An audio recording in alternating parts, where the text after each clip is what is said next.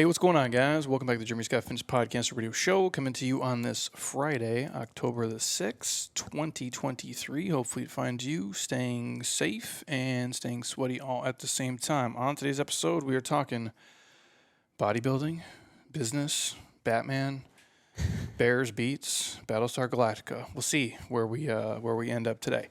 I have my man DELO here in the house. Before I jump in with him, just the housekeeping things quick. One, the Jeremy Scott Fitness app is live. If you guys are not in there and you want to pop in for a week for free, you get a free 7-day trial on me. You can do everything inside the app, the Action Hero Jack program, the 10 Weeks to Rip program, the at-home Metcons, the stuff for travel, hotel, you name it. Everything is jam-packed inside of there. Jeremy Scott Fitness app gets you guys a week for free. Try it, see if you like it. Then you can stay on for a couple of pennies a day. If it's not your cup of tea, I'm happy to point you guys in the right direction, but I update my weekly workouts every single week in there. There's full follow-along mobility flows. The next program we have is a microdosing mobility. Don't steal the name of it. That is something I think everybody should do in the world, especially who are already inside of the app. So if you're interested in any of those things and you just head to the gym and you're looking for, just first fucking day, you're looking for a new place to go, hit me up, JeremyScottFitness.app, and you guys can get a week on me. Bro, it's like your first day. You're good. Real quick, this episode is brought to you by my friends at AG1 here. So you guys know it's the one thing I take every single day and I never miss. If you don't eat enough fruits and vegetables and you don't want to take 15 different pills, this would be the one easy health hack I would throw into your life. That's why I take it every day. It is the best tasting, in my opinion, in terms of the benefits. Gut health, for me, is huge. My immune system, I do feel a little bit of a boost in energy as well. And just kind of helps me cover the gaps in my nutrition. So maybe you've seen it on TV, you've heard other people talk about it. If you want a free sample, 100% on me, hit me up. We'll send one right to your front door. I don't care what state, country, province you live in. We will get it to you. You can try it. If you like it, we will hook you up with a year's supply of vitamin D and 5 free travel packs with order 1. That is my gift to you guys. I don't know anybody else who's doing that, but I'm happy to get it in your hands if you want to try it before you buy it and make the investment. And honestly, I do think it's the easiest health hack, and it's the easiest way to just kind of, not forget to do all the smart, healthy things you're supposed to be doing. Because there's a lot of things you can do, but you can't do all of them. This is a real easy one. Next to, walking, this is probably the easiest health hack you can do. So if you guys want to check it out, drinkag1.com/Jeremy Scott gets you all the free stuff. Otherwise, hit me up for a free sample today. Dude. Wow. Well, welcome. Well, thank you. I'm excited to be here again. Yeah, this will be it'll be fun. Yeah. Most of you guys know DELO already. We'll talk about some of his stuff and what we are doing and just all the things in life here, just catching up with him. I am going to read this note I got a couple of weeks ago from a friend of mine. And I was looking over it like the last week, and it got me thinking just, how I've been spending my time and how I want to spend my time basically moving forward, whether that be, if I have 6 days left or if I have 60 years left, and none of us really know. That's kind of the beauty of this, wild fucking ride of life, I guess. And I'm not sharing this to be like a downer, even though some of this is going to be depressing as hell. And I'm not trying to talk you out of working hard in your career, in your business, especially on this podcast. I'm not telling you not to work hard and go make money. It's an economical world. I understand we all have bills to pay and there's, cool shit we want to buy and do. But I just wanted to share it for a lot of you out there. Maybe if you're just it's always hustle and it's always grind and it's always, you're missing some other things, just for a bit of perspective. Again, and I'm guilty of it as anybody else is. And it's like, so sometimes I read these things and it's for myself to hear them. But the message is below. I don't have the author. If somebody has it, you can obviously hit me up and I'll give them the full credit on here. But the message is, and I quote, "Have you ever thought about this? In 100 years, like in 2123, we'll all be buried and all of our relatives and friends will as well. Strangers will live in our homes, the ones that we fought so hard to build, and they will own everything that we have today. All our possessions will be unknown, unborn, including the cars we spent a fortune on. They'll probably be scrap in the hands of some unknown collector or just sitting in basically a car graveyard at some point. Your descendants will hardly, or if I had to guess, barely know who you were, nor will they remember you. And if you think about it, like how many of us really knew our grandfather's father? Me personally, not at all. And so you can see how this kind of does parallel real life here. And after we die, we'll be remembered for, those of us who are lucky, a few years. And then we'll be just portraits in somebody's bookshelf, or in this day and age on somebody's YouTube or Instagram, I guess, if you want to Google search some of the shit that I did, when I'm dead. And a few years later after that, those photos and videos and the deeds and the history kind of disappear into oblivion, and you won't even be memories. And if we paused, just one day to kind of review your life and the questions and the things you're doing, and perhaps you could understand how ignorant, and misguided a lot of us are in achieving, quote unquote, all these things. And if you could only think about this, surely your approach and your thoughts would change, and maybe you would live your life a little bit differently, because we get so caught up in always having more. But then we have no time for what's really valuable in life. And in this message, it goes on to say, I would change all of this to live and enjoy the walks that I had never taken, the hugs that I never gave, the kisses for our children and our loved ones, and the jokes that we didn't have time for. Those certainly would be the most beautiful moments to remember. After all, that's what fills us with love and joy in our life. And some of us waste it day after day with greed, selfishness, and intolerance. And every minute of your life is priceless, and you'll never be repeated. So take time to enjoy it, be grateful for it, and celebrate your existence. That is the end of the message.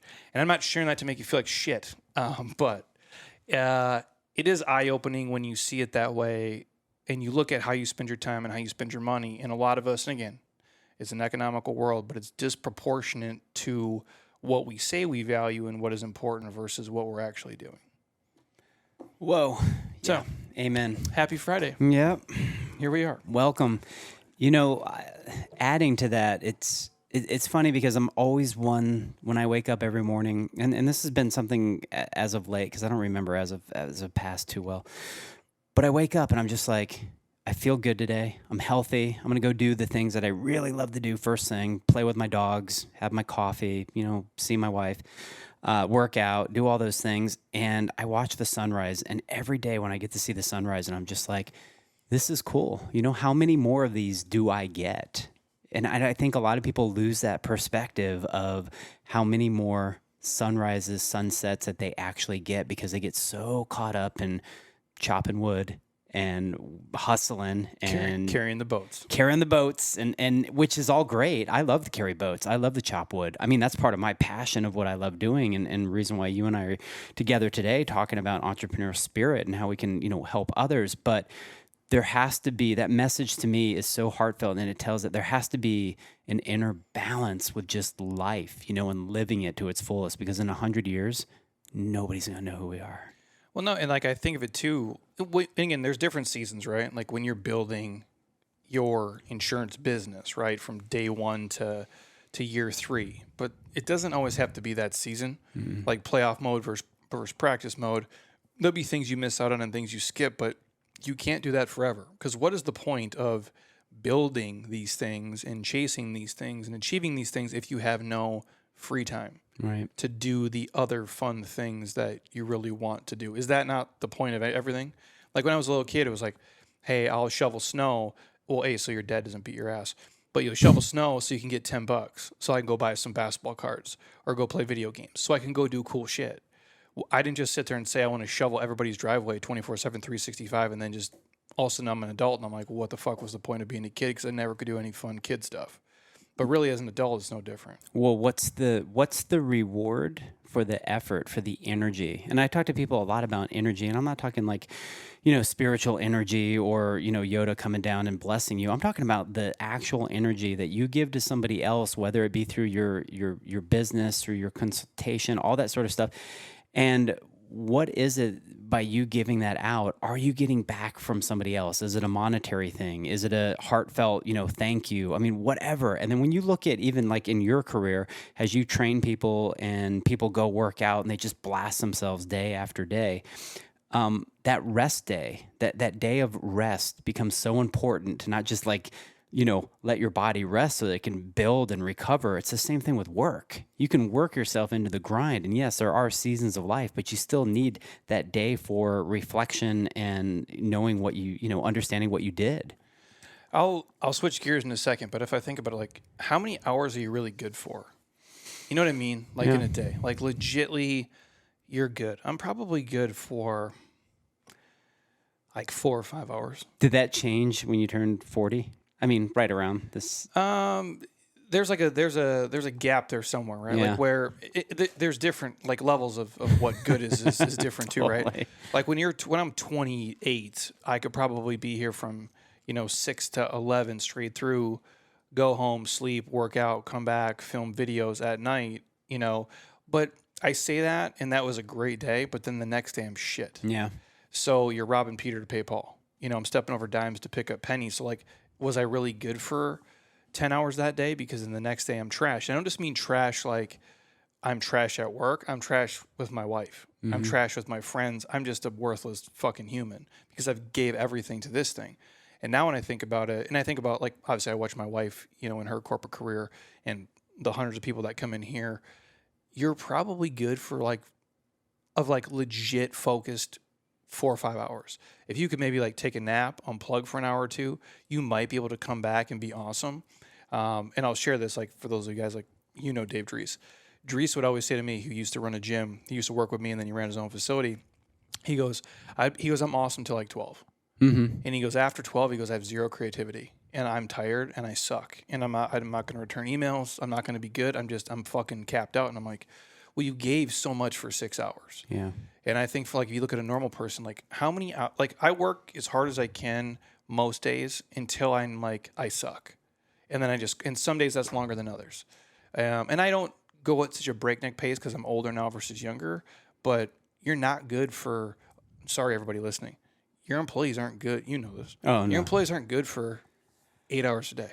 No, and that has been one of the hardest things to accept as a hungry entrepreneur in the beginning aspect of my life. And now that I'm, broaching 50 come February, it's another season of life for me. But building up to that season of life, I've become more understandable to the aspect that people that work for you, they have lives.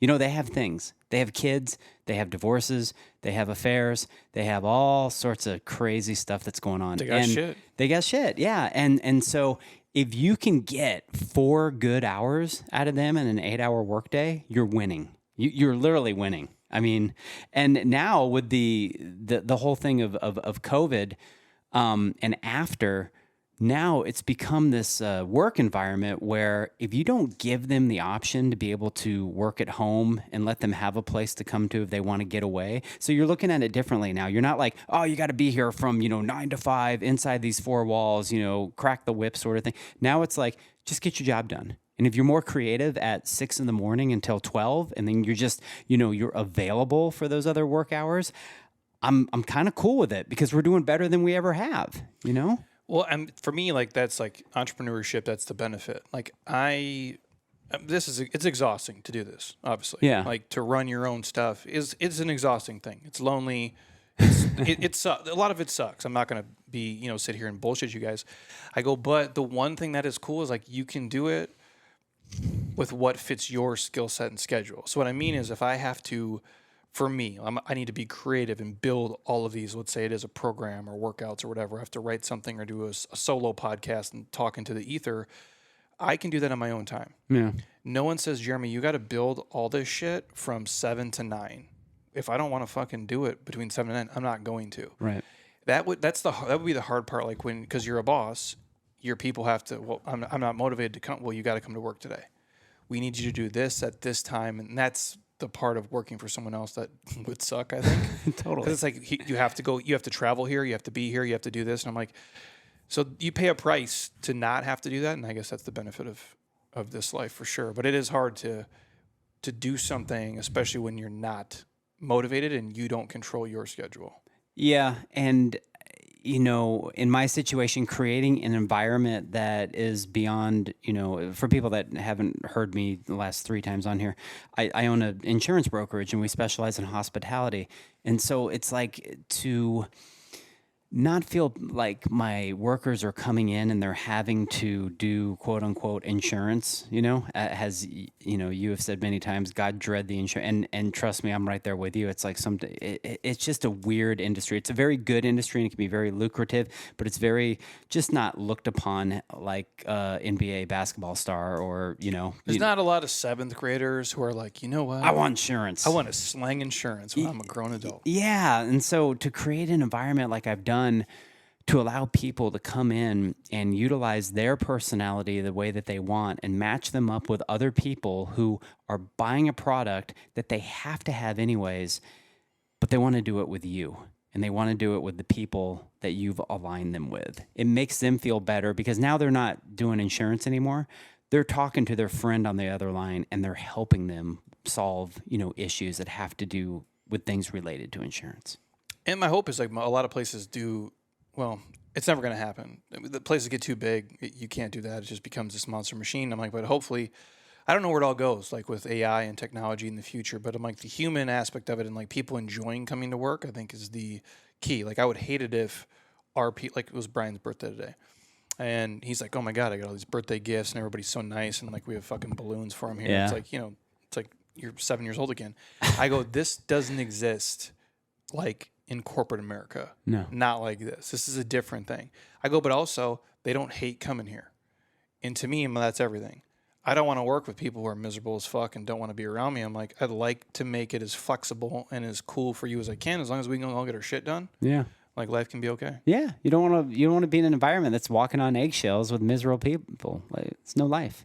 I do want to ask you, because you are almost 50 mm-hmm. and you're doing a bodybuilding show, man. You're in it. Yeah, I'm in it. 36 was the last time I did it, and you were on stage with me. Yeah, I don't see me doing this when I'm 49, bro. if I make it that long, I don't know. Like, I don't know if I can even come to work then, let alone get on stage and in my tights and just flex on everybody. Well, what prompted this? Yeah. Okay. So, my father, who started the insurance agency with me, he retired a couple years ago, and in his 60s, after his fourth divorce, decided to get back on track and start lifting again and become a bodybuilder. And he was Mr. Colorado back in the 70s. So, he's fit. He's fit. Oh yeah.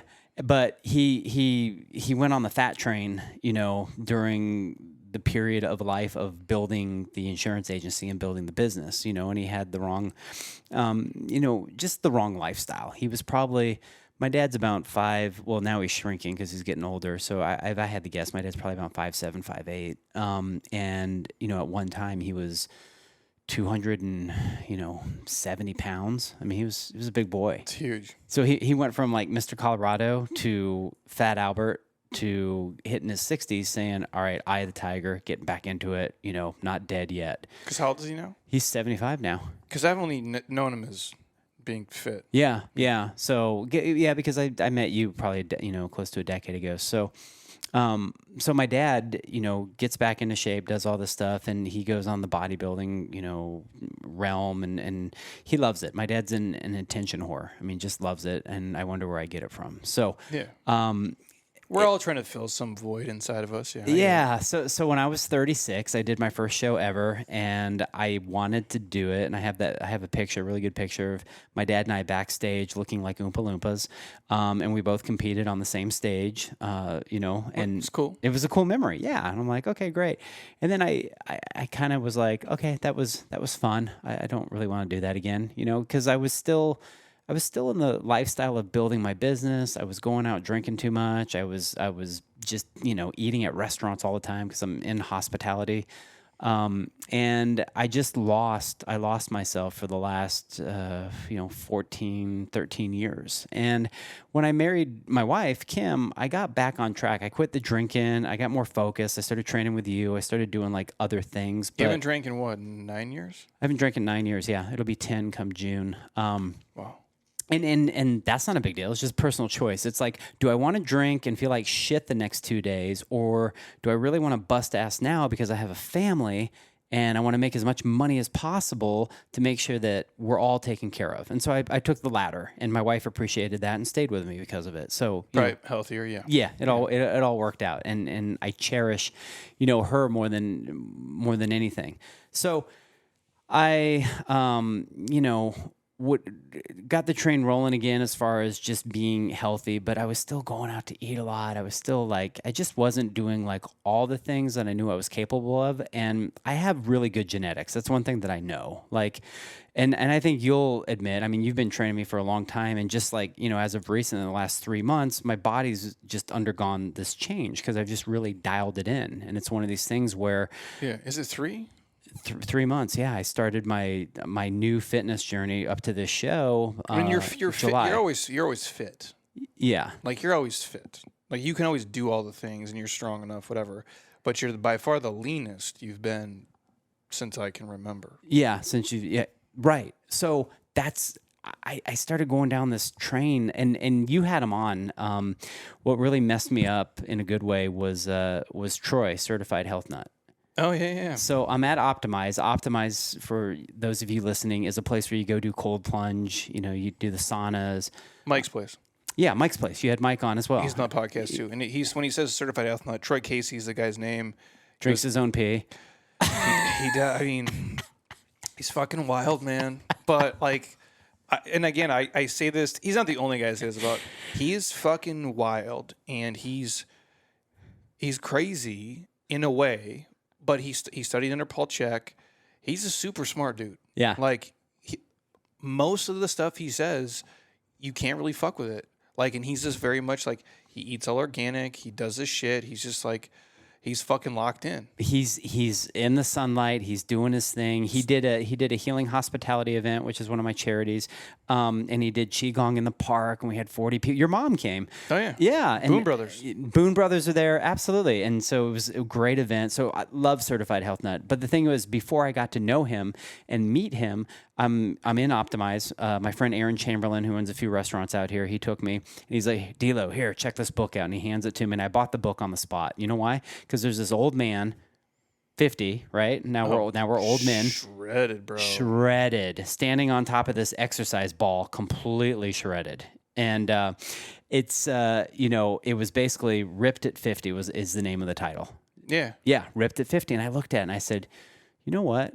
I think I want to do this. So I was kind of just, thinking about it. I wasn't really getting anywhere. And I was realizing that I had all these things going on with me, and people telling me, oh, you have mold, or you have to go take testosterone, or, whatever it was. And I was here to listen, but I just wasn't satisfied with any of the answers. So I ended up finding a guy online, part of the Czech Institute. And I said, hey, dude, I'm looking at your transgression of people. I go, can you just, consult me? Again, we all need consultants. Even me at 49 years old, I still need consultants, whether it's my body, my business, whatever, my finances. Same here. Right. And so he said, yeah, not a problem. What he did is he put something together for me that just held me accountable. So I literally have an Excel spreadsheet on my phone where I'm tracking all my food, and most people are like, I'm never going to do that. I'm the type of person that needs to do that, and I actually flourish in doing that. I'm a guy that's like, check the boxes. Like, how predictable can my day be? I don't travel because I don't like unpredictability. I just hate it. I like to know, I get up, I do this, and this. So when I started tracking my food and understanding, I always knew what macros were, but understanding that I didn't need to be afraid of fruit and playing with different foods. And then I realized I pretty much eat the same thing every week. Every week, it's the same stuff, and it's real simplified. So I went from 100. I weighed myself. I was 164 pounds. And again, like you said, I won Metcon twice. At 164, and I ended up losing over 20 pounds. As of this morning, I'm at 143 pounds. It's wild, bro. It's crazy. I don't even look that, like you look, and I start doing weights again. I start doing weights in my house and just kind of really dialed in routines. And so I said, I want to have a goal before I'm 50 to get up on stage. And my dad happens to be a judge at this show. Of course, he won't be judging me, but he's excited. So it was something that I just put together as a goal, wanted to do, throw and I always joked with my wife, because I would go to these shows, and these shows aren't that big of a deal. It's not like I'm going up to, be Arnold Schwarzenegger. I'm just going to have a goal and do something. There could be nobody in my class. There could be 3 or 4 people, whatever. That's not what it's about. It's about, as I've joked with my wife, I'm one spray tan away from winning, Yeah. So here we are. And it's, shows next Saturday. That's wild, dude. And to think that's just something that you hadn't planned for at 47 or 48. No. You're just like, you know what? I saw this guy, met this dude, listened to these things, put this together, and now, let me just see if I can do this. And it doesn't look like you lost 20 pounds, which is the wild thing. It's crazy. I'll do before and after pictures that people get to see. I think you showed me 1 or 2. Yeah. I can tell then. But because it's if someone sees you every day, it's just gradual over and over and over. And again, when you have clothes on, you can't tell. No. Who's shredded or not. Actually, who is that guy? I don't know his name. I don't want to talk about him on here. But he has a thing where it was it went viral on Instagram, YouTube. If you don't have a 6-pack at the company, you're fired. Oh, I know. Yeah. So he did that video. I don't know the guy, but there's a spoof on it. Or and I watched it today actually. This guy goes in, he's they're talking about okay, do you have your Q3 numbers? Or he's stand up, pull your shirt up. Are you sucking in? And he's fucking with the guy, and he's if you don't have a 6-pack, you're fired. And I'm that seems super fucking wild. But my point is you can't tell. People just walk around normal day-to-day life but how much effort that was. But in knowing yourself too, hey, if I can track these metrics, I can be the leanest I've ever been at 49 years old while working and kind of just still living my normal life. No, obviously, you like to do a lot of that shit. Right. And so that's where I always tell people, I'm it is super hard to do, but if your personality type fits these things, if you don't need to be super social, if you don't need to go out to eat, and not that you can't be, because you are in the way you are. Am I super social? People would say, well, Jeremy's not. I'm yeah, dude, but I sit here some days for 6 or 7 hours and all I do is talk to fucking people. Mm-hmm. And you sit and do data entry. And then you go have happy hour and is that more social than me or not? It isn't. I'm just spending it in a different way that pays me money. So my point is if you don't need to go out and do happy hours, if you don't have to go do all these things and it naturally fits your life to kind of eat the same thing and be at home and have a routine, it is way fucking easier. It is way fucking easier. And the thing is that and I've listened to pretty much all of your podcasts, and the ones that I really enjoy are the ones that, where you talk about you have to die. You have to die in order to get, and again, not even comparing myself anywhere a fraction to you, but comparing myself to other, let's just say, insurance people in the business and what goes on. I've had to die in certain aspects to get the body that I want. And that's a total vanity play. But here's what's the most important aspect of what I've gone through this transition. I've bought myself more time, okay? Because I know what I'm doing, when I'm doing, how I'm doing it when it comes to eating, working out. There's no guessing. It's I'm doing this, and this. More money. I'm saving so much money on, going out to eat and not even, understanding what's, in my body half the time when I go out to eat. And I know how restaurants run. And again, I'm a huge restaurant fan. I'll still go out to them and do my thing. But with the understanding that after I eat this meal, I could very well feel this way. So it's a risk reward. It's a benefit, For sure. Yeah. And I think most importantly, broaching, being 49 years old, I am full of life. I am full of energy. And I know every day I can count on myself to be present for all those around me.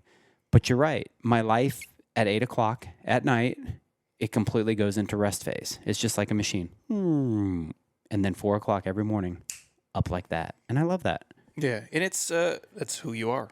It's who I am. And that's why I always say it for people well, I want to do this. I'm well, this might be the season of life for you to do it, and it might not be the season of life for you to do it. If you got, a 6-year-old kid and a 4-year-old kid, probably going to be rough, bro. If you got to travel for work, probably going to be rough. If you're trying to build your business or leave a career to start something, and not that you can't do it all, but I can't do it all. And I've never seen anybody successfully do all the things. That's why I always say, if you can control your ecosystem, that's what has allowed me to do anything. Yeah. I think that's most people you look at oh, so-and-so crushes. I'm well, it's because they created a world around them that's allowed them to crush. For sure. And again, looking at you and seeing how strategic you are with your day, and look, your body and is your business card. I mean, we can't, if we had fat Jeremy out there, it might be a little bit less of people taking you seriously. I think people see the discipline of things. Yeah. Like, I don't give a shit if you're like 20 pounds overweight, 100 pounds overweight. Do what you need to do. I go, but when you see somebody, just the discipline of them doing something daily, whether it's mobility, whether that's showing up for work, whether that's dropping their kids off at school, whether it's eating a certain way, I'm like, if you do those things long enough, the stuff you do in private, it shows up in public and you see it, and people, for what it's worth, like, respect the shit out of it. Like, whether you like it or not, right? Or like, I don't, like, you play guitar, dude. I don't know fucking shit about instruments, but when I even like my wife, she loves country music, and I don't know, Chris Stapleton from Chris fucking Mullen. I go, but when I hear it, I'm like, oh, this dude is talented as fuck. He's disciplined. He is like worked on his craft over and over and over. And that's like, fitness is one of the clearest things of that, as is building a business. Well, yeah. And to be real clear, fitness is not me talking about like, everybody has to be ripped to be fit. Not at all. We have people that you and I both know that can get on those assault bikes or those and just destroy people. And oh, dude, you know what I'm saying? And it's like, wow, that's fit to me. I'll change gears after this. But I need to say this. Like, when people think the Vandy metrics, genetics is real. Like, this is a real thing, and like, we joke when BJ was here, Monica made me this little thing for my birthday. It's great. Like, when I'm a little kid, I got to be like fucking 6 there or something. And then I'm 40. I got abs and I'm 6, like what, right. What the fuck, dude? Yeah. Like, and you're eating all the crap. Yeah. It just was good. And again, like, I would play sports and be active and like fake lift weights, at your house. But I'm like, yeah. Genetics is a real thing. So sometimes, like, you just get dealt, good and bad. I've got some shit genetically I got to deal with, and I got some awesome stuff I get to deal with, But when you look at performance stuff, and that's why I say, like, when you see someone and you think, like, oh, they look this way, they're healthy, we don't know that. We don't know if they're internally healthy, like organ health. We don't really know if they're mentally healthy. There's so many things we don't know. And I always will go back to this. I remember doing Pat's Run, which the Pat Tillman race that's here. They do it in Tempe. It's 4.2 miles. You start in basically at the football stadium and you finish inside the football stadium. It's super cool. I'm a fit guy. Like, I can run for an hour without stopping. Do I like it? No, I don't. I go, but like, if I need to run, 5-6 miles, I can do that. Like, I can do lunges for an hour. I can hike fucking the Grand Canyon rim to rim to rim. I say all that not to make me sound good, because I remember doing Pat's Run, and I'm running at a pretty good clip, probably for me 7 to 8 minute miles, which for me is good enough for a dude who's about 200 pounds. This dude passes me with no fucking shoes on, running down the middle of the street. Yeah. Like the street you drive your car on, he has no shoes on, and he's passing me like I'm standing still. And this dude's got to be 30 pounds overweight. Yeah. Now, am I more fit, or is that dude more fit? Because in that arena, that dude is burying me. Yeah. And there is nothing I can do like to beat him. And I'm like, so this means I started before this guy, because you lie about like your start time, right? Yeah. So I started before him, and not only is he faster than me, but he's going to beat me starting behind me. Like, how embarrassing. So fitness is a very broad thing. No, it really is. And I have been that guy. So that same race after the Boston Marathon bombing, it was that year. I went and I wore like a Boston shirt and, American red, white, and blue. And for whatever reason, I was in the first corral because I was fast. And again, back then I was about 170 pounds, right? And I still was doing that race, at 6 minute miles or whatever. And I made the front page of the paper for that day as well. That's and then you're like, oh fuck, dude. Yeah, I'm like, wow, I am big. So if I asked also, favorite bodybuilder of all time? Oh, it had, okay. So the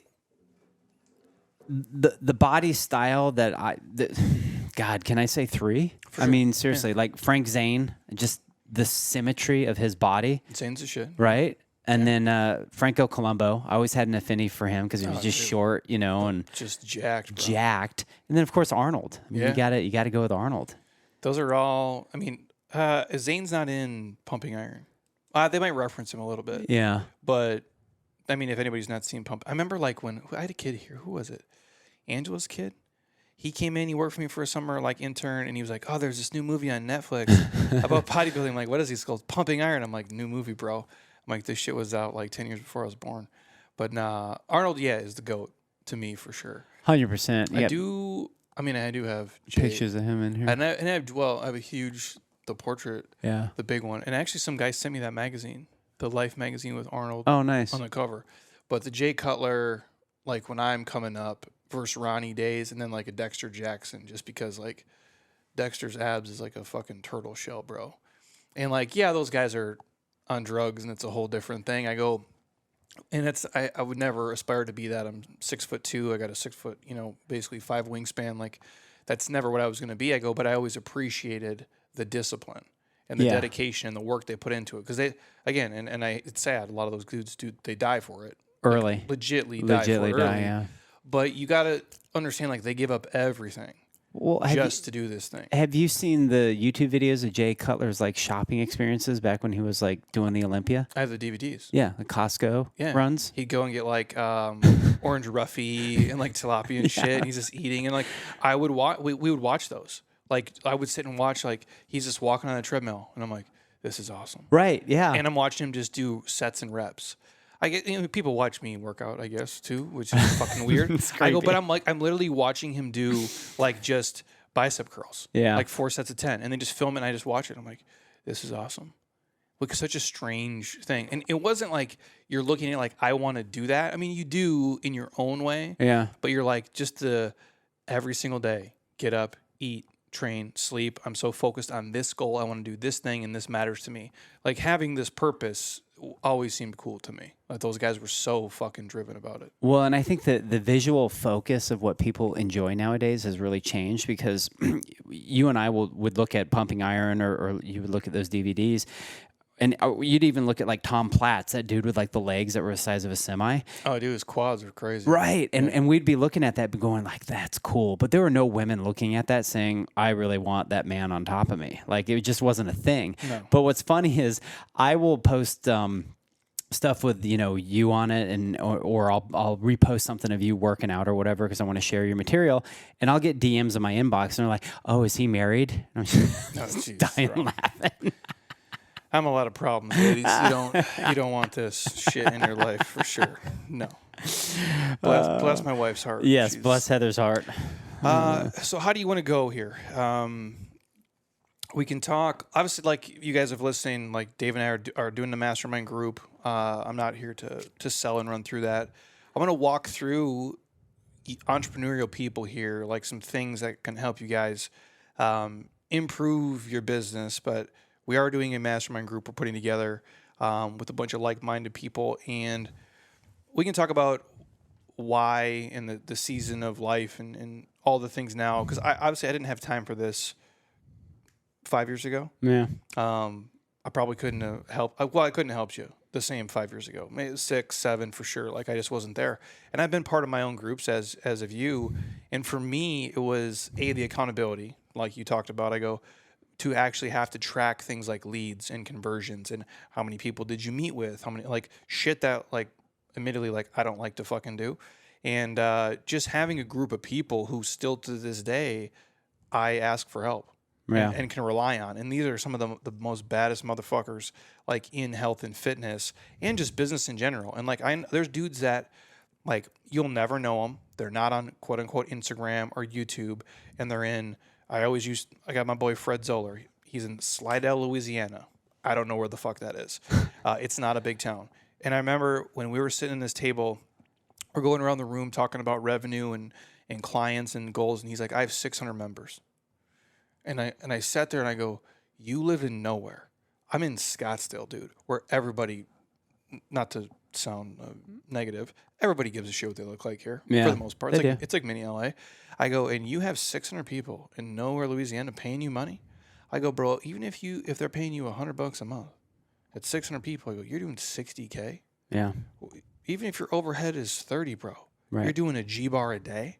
And I don't know, unless you own half the state, how is your overhead $30,000? And I remember just seeing that. And the reason I share that was like, wow, this is a dude I can learn from, who I never would have knew, I never would have seen. I go, and I would have looked at him as a young, 30-year-old from the outside, like, what can I learn from this guy? And then he's one of my, even to this day, I'm like, he puts out great products, he does great shit, and then when I offer to buy him, he's like, I'll just send them to you for free.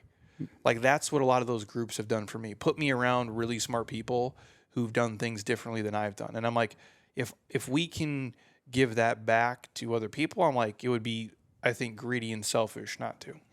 Agreed.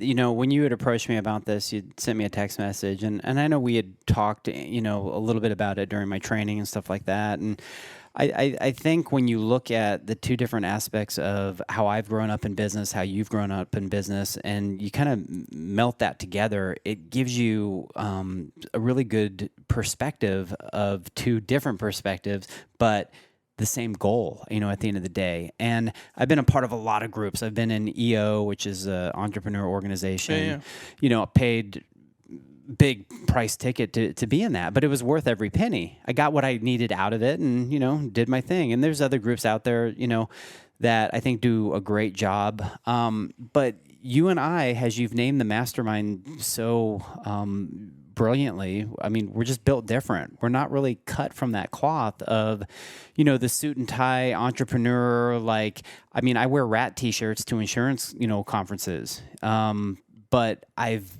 been able to build up a multi-million-dollar business over the years by hustle and hard work and all the same things that you've been able to, to build. And so, you've hit 40, I'm hitting 50, and age is not everything, but age is relevant to the aspect of the amount of earned wisdom that we've acquired.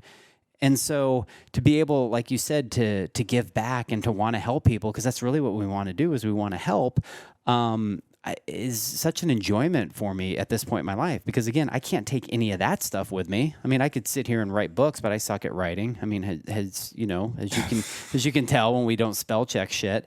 So I'd rather talk to people and help them and engage in them. And there's always that energy that you get back, whether it's from somebody succeeding, whether it's a monetary sort of energy that comes to comes back to you. But whatever it is, I think that people really enjoy the engagement, and whether it's this mastermind or another mastermind or just meeting somebody, one of my biggest fears growing up in business was not asking for help, and then I got better and better at it. And when I started getting more and more answers, I realized that was the key to one of my success.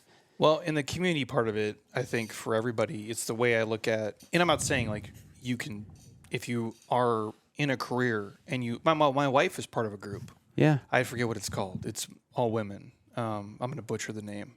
Like, I'll make up something that's totally sexist or something. So I'm not going to say, I don't know what it's called. But it's like she goes with Emily and Jen, and they're part of this group. And it's like, it's very good for her, even in corporate America, to see different things and talk to different people and meet different people.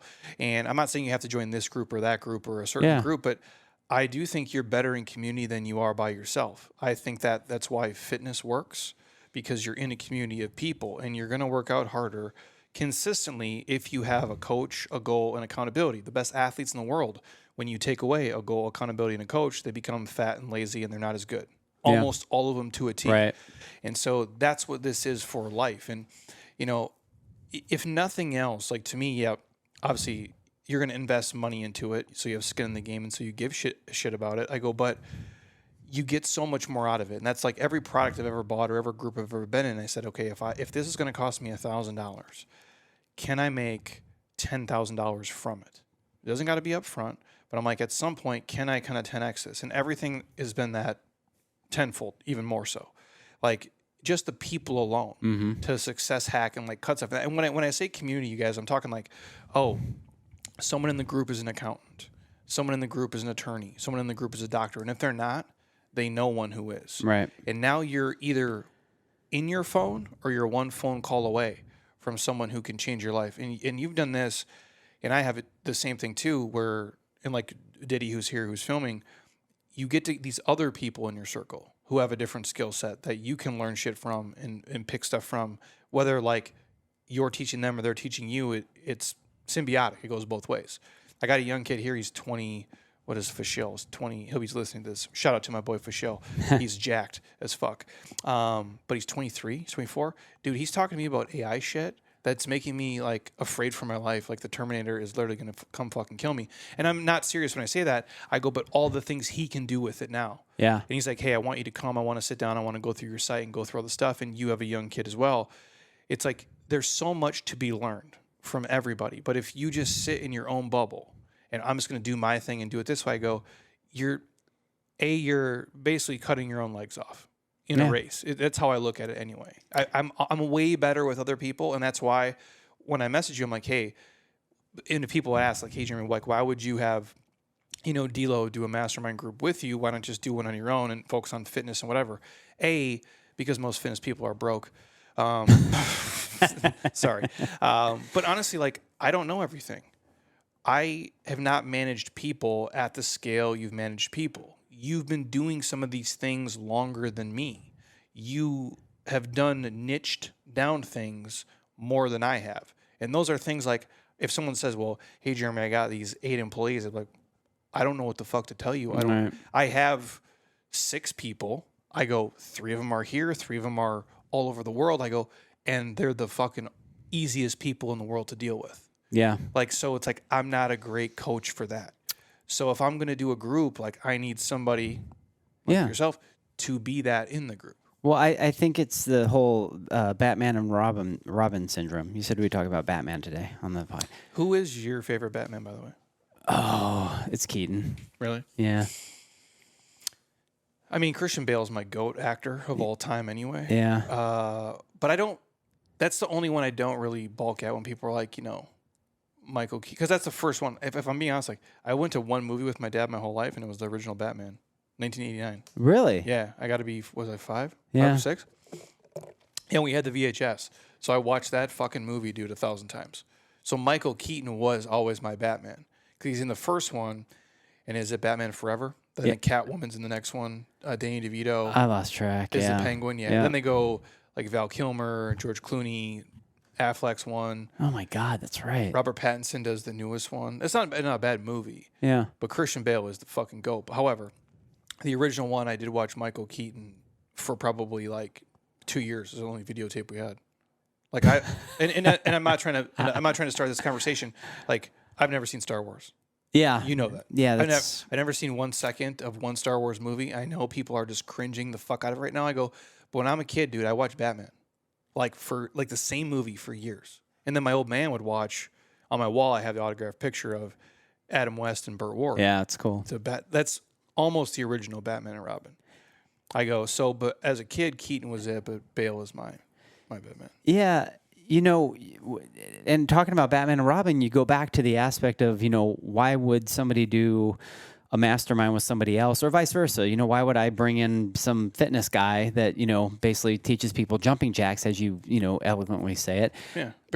Bear crawls, right? And it's like, no, it makes sense. We've both built a business in our own niche, in our own way over the years, and we both are passionate about what we do. We love showing up, and we want to be able to give that to other people. We want to build community. I mean, that is all I have done, is ensure and build my own community, within. And again, this is something else that I've always wanted to do as far as building community with people that, are reaching out and asking for help and asking for other ideas to help them either build their business or find out where they're at in life or get connections. I'm labeled self-proclaimed. I labeled myself as the connector and protector.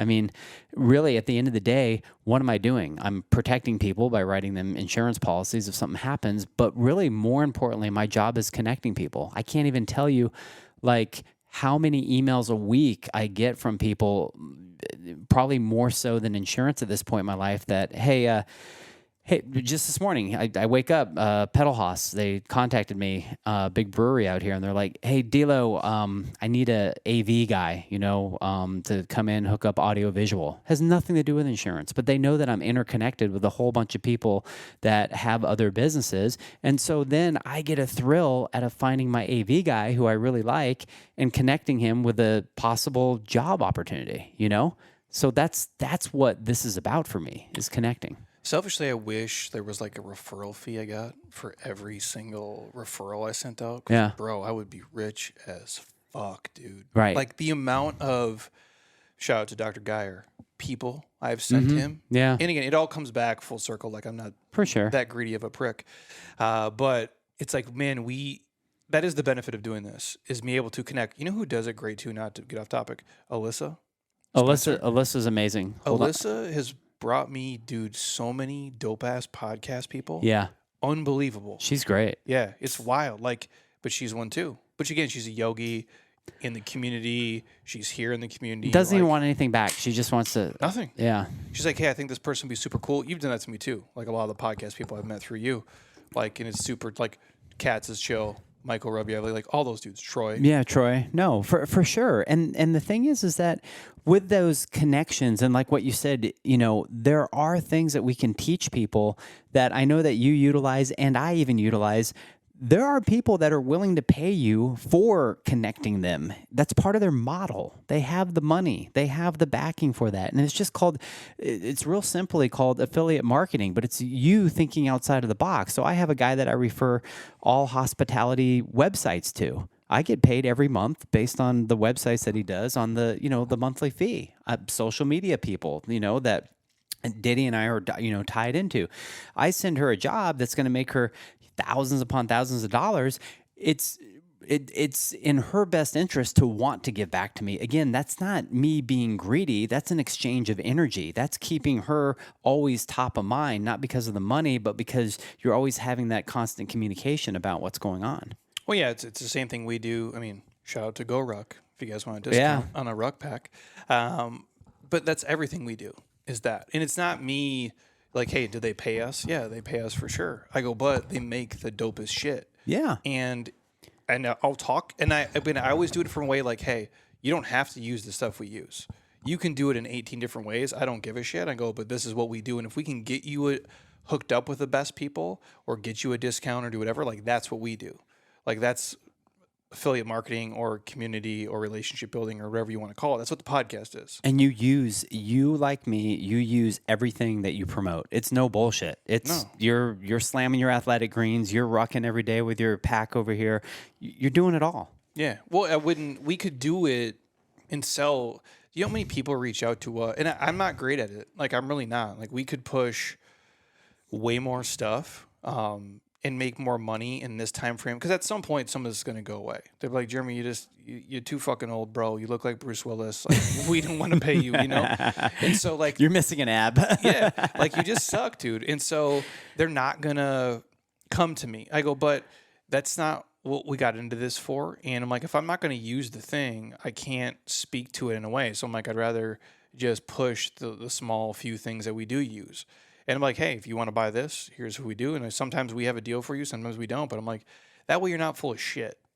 And then people believe you. But check out what you just said is that those opportunities still come to you. They still come to me, and they will continue to because of who we are and what we've built. Again, we're not being greater than anybody. It's just a reality of where we're at in life. So as you connect with us and maybe those opportunities aren't suited for us, maybe they're suited for somebody else within the circle of who we know. Dude, like this is how this business works here. Like with people, if people reach out to me today, some dude called. He's like, hey, I'm interested in a consultation, whatever. The odds of me doing that are about fucking zero right now. I just don't have the bandwidth with all the things I have going on. I go, but if he's open to it, Brian, who works for me here, can get it. And now Brian has a client, and if this person is worth, I don't want to make it sound transactional, but this is a business here. Like if that person is worth $600 a month or $800 a month or $1,000 a month, his salary just went up by $12,000 per year or $6,000 per year. I'm like, that's what we do here. There's a lot of those things that come my way. Like, hey, Jeremy, do you want to push this thing? I'm like, well, I don't want to push your cold plunges because I don't want to fucking get in one. I go, but this guy in our group might. Yeah. And he might be just as awesome. So that is the benefit of being part of something, being able to connect the right people to the right stuff. That's what a group is. For sure. And there's nothing wrong with the metrics of money. Metrics are everywhere. Like when my gas tank is close to empty, what do? Well, I've got a metric that tells me I better fill that fucker up or I'm going to be on the side of the road, right? Yeah. So when people shy away from the aspect of like, oh, I don't want to talk money, or no, it again, money is just an exchange of energy at the end of the day. We track everything as a society, and that helps give us, relevance of where we're at. And it also helps pay your mortgage and pay your food bill and do all those things. But again, if you don't, I've spent a ton of money on people, on consultations, on massages, on coffees, with just meeting people that went nowhere. I've always taken the meeting, but I can tell you, doing all of those things day in and day out, multiplying it year after year, has got me to where I'm at today, and it's been a really good thing. Well, I think if you and we talk about it like, and you've heard me say it on here before, like a fountain or a drain, or you're giving versus taking. And you can't always be 51, 49. That's what I try to do, is give more than I take with everything.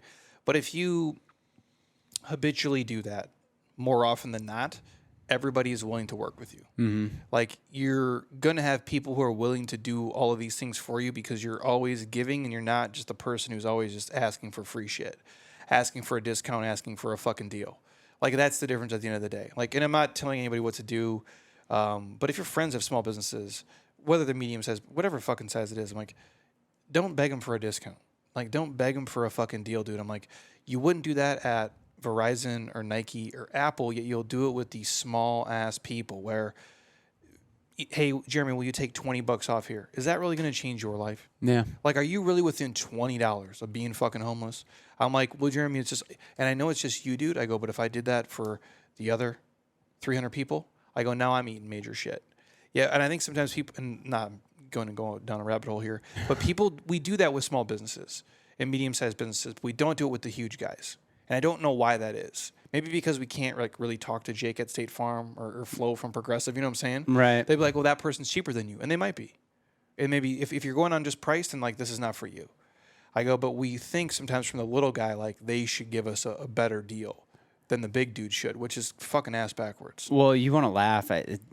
Talking about that, I start to come to mind the big guy, right? And for those of you that don't know, I won't go in the whole, history of it, but I was in the music business prior to insurance, and I worked for big record labels, and I befriended a lot of rock stars, per se. And, one rock star that I still know today, who I'm close with, him and his band will come to town, and I'll send him a note and be like, hey man, how much for 2 tickets? You know what I'm saying? Like that is their business. That's what they do. Like if I didn't want to go, you know what I'm saying? I wouldn't go, but I want to go and I want to look at that person operating their business in a sense because I'm a fan and I'd rather pay for it. Now, does he ever make me pay for it? No, but it's the transaction of energy and the respect and saying, hey, thank you. And a lot of people, I think they lose that along the way. Yeah. And that's not how relationships are built. That's how transactions are just done. And again, I understand like in business, things are transactional. I go, but what you do and what we do and in all of the people I like, even if it's like whether it's your primary care physician or your eye doctor or dentist, or if you have a specialist, even if they're not better, if they're just a nice fucking person and they could be so full of shit, but if I feel like they care and I feel like they really are trying to help me, I'm like, I'll much rather work with that person over the guy who like maybe he's equally as good or he's just a little bit better, but he doesn't really give a fuck. You know what I'm saying? Yeah. Like that matters to me in everything I do. It does. I know that being a part of a community that fits you. So not every group, not every mastermind, not every association, whatever it is for everybody. And so part of my, at this point in my life, I mean, look, we're both, busy enough. I can guarantee that. I got enough to do. But this is something that I want to do. It's a little bit different. Like I don't have to do this. I want to do it. I'm excited to, to do some stuff with you and then bring other people into that mix and create an atmosphere and an energy of excitement. And, I'll just overuse the word, passion, but I want to be able to bring out my excitement, my authenticity, my transparency, into others. And so if there's anything that you get out of something like this, It may not be like I'm going to make $1 million my first year. Maybe you will, maybe you won't. But if you feel like you've made a select good group of friends and people that you can get to know on a very close level, but not have to be in bed with them, that's a huge thing. And to me, it's always, I guess I would go back and look when I was young. Like I didn't see anybody doing the thing that I wanted to do. Yeah. Like maybe Tyler English in fitness was doing it like way back. Shout out to Tyler, still in the game. And I remember just seeing his facility, and I'm like, man, this dude has the dopest fucking. He's in Connecticut. This is awesome. If I could just like ask him how the fuck he did it, because from the outside, like I'm a young kid who's broke as fuck. I'm at a park training people. I have no money. I can't even imagine how I would have saved like. I know this is gonna sound ridiculous, like $60,000 to put a down payment on a $300,000 house, let alone like own the gym I'm in and all this other wild shit, that has happened. I go, because I never could talk to anyone or see anybody who had already done it. Yeah. And it just seemed so impossible at the time until you start to meet a few of these people and like, oh, okay, that's how he put that together. That didn't happen for him in 2 years. Like there's little steps along the way that I wasn't doing that if I would have knew that back then, I could have shortcutted my way to where I actually want to be. Yeah. And I think that's a huge part of, and honestly, to the point of you making this, like I don't have a lot of time, but I'm not taking on any more shit because I need more free time to do things I like to do with my family and my friends and my shit. And that's something that's different for me now than it was probably 5 years ago. I go, but I want to do this. And no offense, I don't want to do more fitness. Yeah. Like, I love the amount of fitness I do. I don't need to do more fucking fitness groups. I don't need a second fucking gym. I don't need to make 19 more fucking programs. Like, I'll still make dope shit. Yeah. I'll make you guys the dopest stuff that I know is going to help you, and hopefully all of you guys appreciate it. And if you ask for certain things, I'm happy to put it together if I see value in it. But I don't just want to do just that all day. It's just, it's not enough for me. And no offense, nobody gives a shit. Like, and again, the same with this too. Fitness is just, again, I'm going on my soapbox. Fitness is tough because so many people don't want to be active. Right. They just don't want to do anything. Yeah. And you can't get them to change unless they really want to change. That's the same thing for people who, if they're going to change careers or build a business or enhance their business or take their passion project and their side hustle to the next level, we can't do it for you. I can give you all the tools. Just like what we do in fitness in the app, everybody who's in there who crushes it is because they fucking crush it. I give them everything I can. I answer every single question. I'll go above and beyond, but I can't do the reps for you. Right. I can't eat the food for you. I can't work in your business for you. I can't do the fucking P&L sheet for you. I go, but I can show you how I've done it and how we've done it and stayed alive. And I think when people hear that, they go, what do you mean? I'm like, when I mean stay alive is, this will be year 14 for me solo, on my own without a paycheck from any other person. The longer you do this, the more likely you are to fail, because you're not going to be running Jeremy Scott Fitness in 50 years. You're not going to be doing bar and restaurant insurance in 50 years. You won't own it. You'll probably sell it, or who knows what the fuck will happen to it. I go, but it will be dead and it will be gone. Right. And so that's what I mean by people. I'm like, the game does not get easier the longer you're in it. It just evolves and changes. And if you don't, then you become extinct along the way. The early years are probably tough. The middle, it probably gets good. And then you're like, well, fuck, where do I go from here? And what do I want to do? And that's where, like, being able to walk people through that and saying, hey, you're on year number 5. I remember what that was like. Hey, you're on year number 7, but you could shortcut it, so I can talk to you about this. And there'll be other people in the room, digitally or in person, that can help you through it too. And that's worth a lot. So you just brought up a lot of really good points. And for people listening, this is kind of the synergy of why Jeremy and I are coordinated on this sort of thing, because within my career, it's the same thing. I have a boutique insurance agency, primarily hospitality, a little bit of home and auto, life, health, all that sort of thing, but primarily hospitality. I know who I am in the marketplace. I know, what my bandwidth is. I know how many employees. I know, if I exceed that or I go below that, what's going on. And I'm in a really good spot right now where I pretty much know most, if not all of my clients. I have a relationship with them. And with those clients, customers, friends, whatever you want to call them, they don't just call me about insurance. They literally call me to help get coached on things that are in aspects of life. And believe it or not, it could be health and fitness because of the way that I live my life. It can be how I niched myself because they're looking to niche their concept. It could be real estate stuff. It can be financial, whatever it is. So I've taken a real liking and an enjoyment in helping people do that.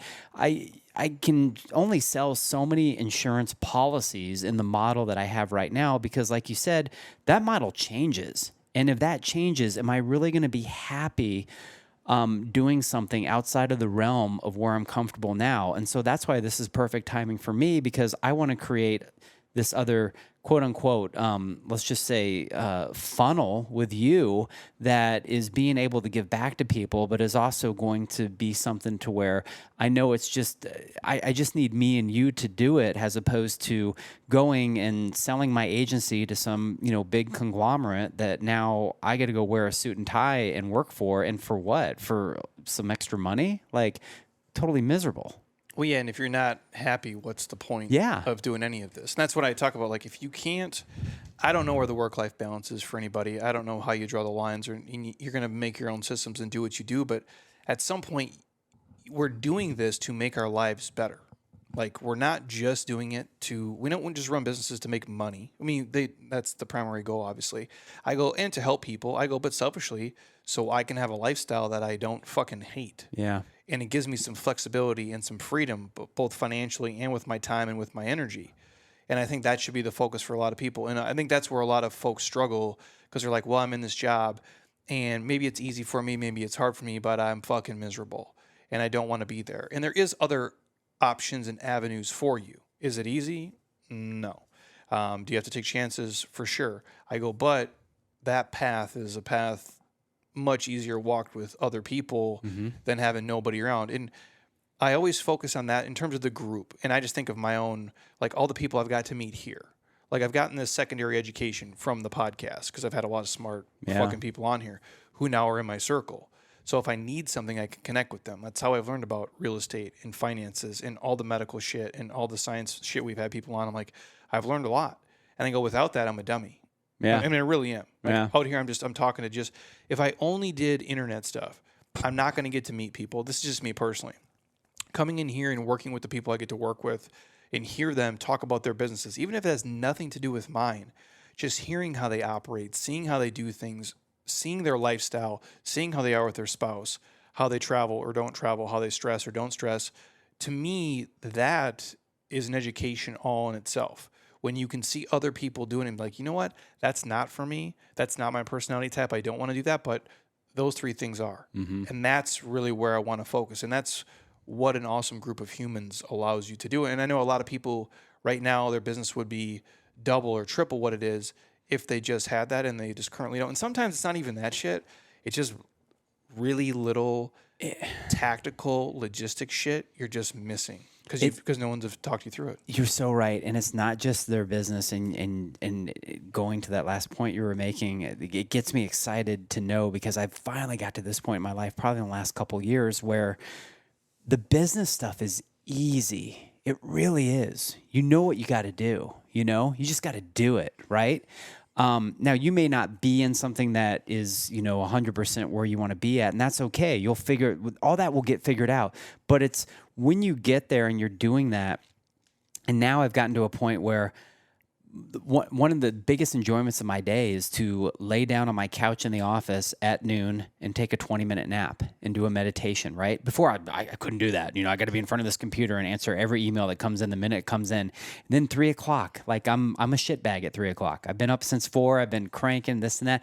I'll go to a coffee shop and I'm writing a book right now. And I'll just start and I'll do like a chapter in the book, whatever, comes to me, that sort of thing. Or maybe I'll just read one of my insurance publications, or maybe I'll be, working on my tech company that I'm, launching that has to do with hospitality.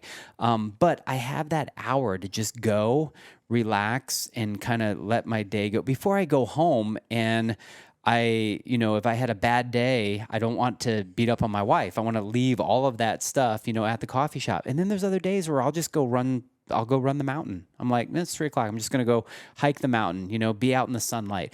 Or I'm going to go to guitar lessons. I haven't missed a guitar lesson in 3 years, 3:30 every Thursday. Go there, learn something new. And those are the little things that I think that if people can implement into their life and know that their life's not going to be over or change, or the world's not going to come to an end because you took a half hour or an hour out for yourself. If anything, it's going to make your life better. Those are great things. Yeah, I'm guilty of that. Like, of not doing that for the longest fucking time. And I would talk about it on here a little bit. Like, I remember, again, there are different stages. I remember when I was working with Dave and Ben and myself, and like, we could lift together for 2 hours. Hey, we're in our 20s. So like, you could do all this shit. And you could eat, and I could take a nap, and I could lay by the pool, and we could split things up. And then all that went away. And I'm like, I can't even do fantasy sports. I can't watch sports on TV. I have to, because now I got 115 fucking people, and I have nobody helping me. Yeah. And I'm like, I'm making all this money, and I'm doing all this, and I'm like, you get stuck in that. And like, even Sarah, who comes here. Yeah. We got this girl here. Sarah, I'm going to butcher your last name. Sarah Lasergio. She kicks ass at Metcon. Yeah, she's won Metcon 3 times. She's a fucking gangster. But she runs her own business, and so does her husband. And her and I were talking about this week.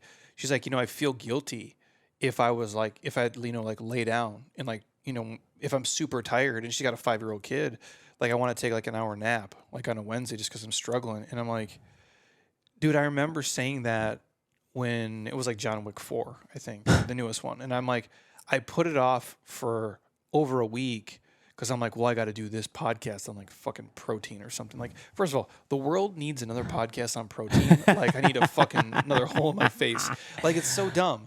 And like, first of all, no one gives a shit about that podcast. I mean, they do, but they don't. And I'm like, it wouldn't have mattered if I made it. And I ended up going and seeing the movie the week after. But the point is like, I could have just done that on that Friday. Yeah. No one's making me be here. No one's making me my own boss. And like, finally, at this point of life, I'm finally starting to take advantage of those things. Like, during the pandemic, I would do it a little bit because I'm like, we're fucking closed. So I'd drive to the shooting range and just like light shit up. And I'm like, this is super fun. But I'm like, it's also 7 a.m, which normally I'd be at fucking work. Right. So like, I can't do this. And now I'm just like, you know what? I don't have to die every single day and be here every single day, because what is the point? What am I building, right? Like, what the fuck is the point? And that's why it's like, I could fit in, quote unquote, more clients.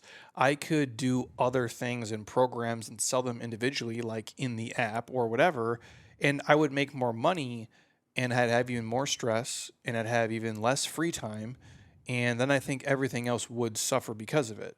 If I can't steal a Wednesday morning or a fucking Sunday afternoon or take off a Saturday, am I really my own boss? Yeah. Or am I just working for the thousands of people that pay me? No, and now what we can do is we can take the mastermind group to John Wick together.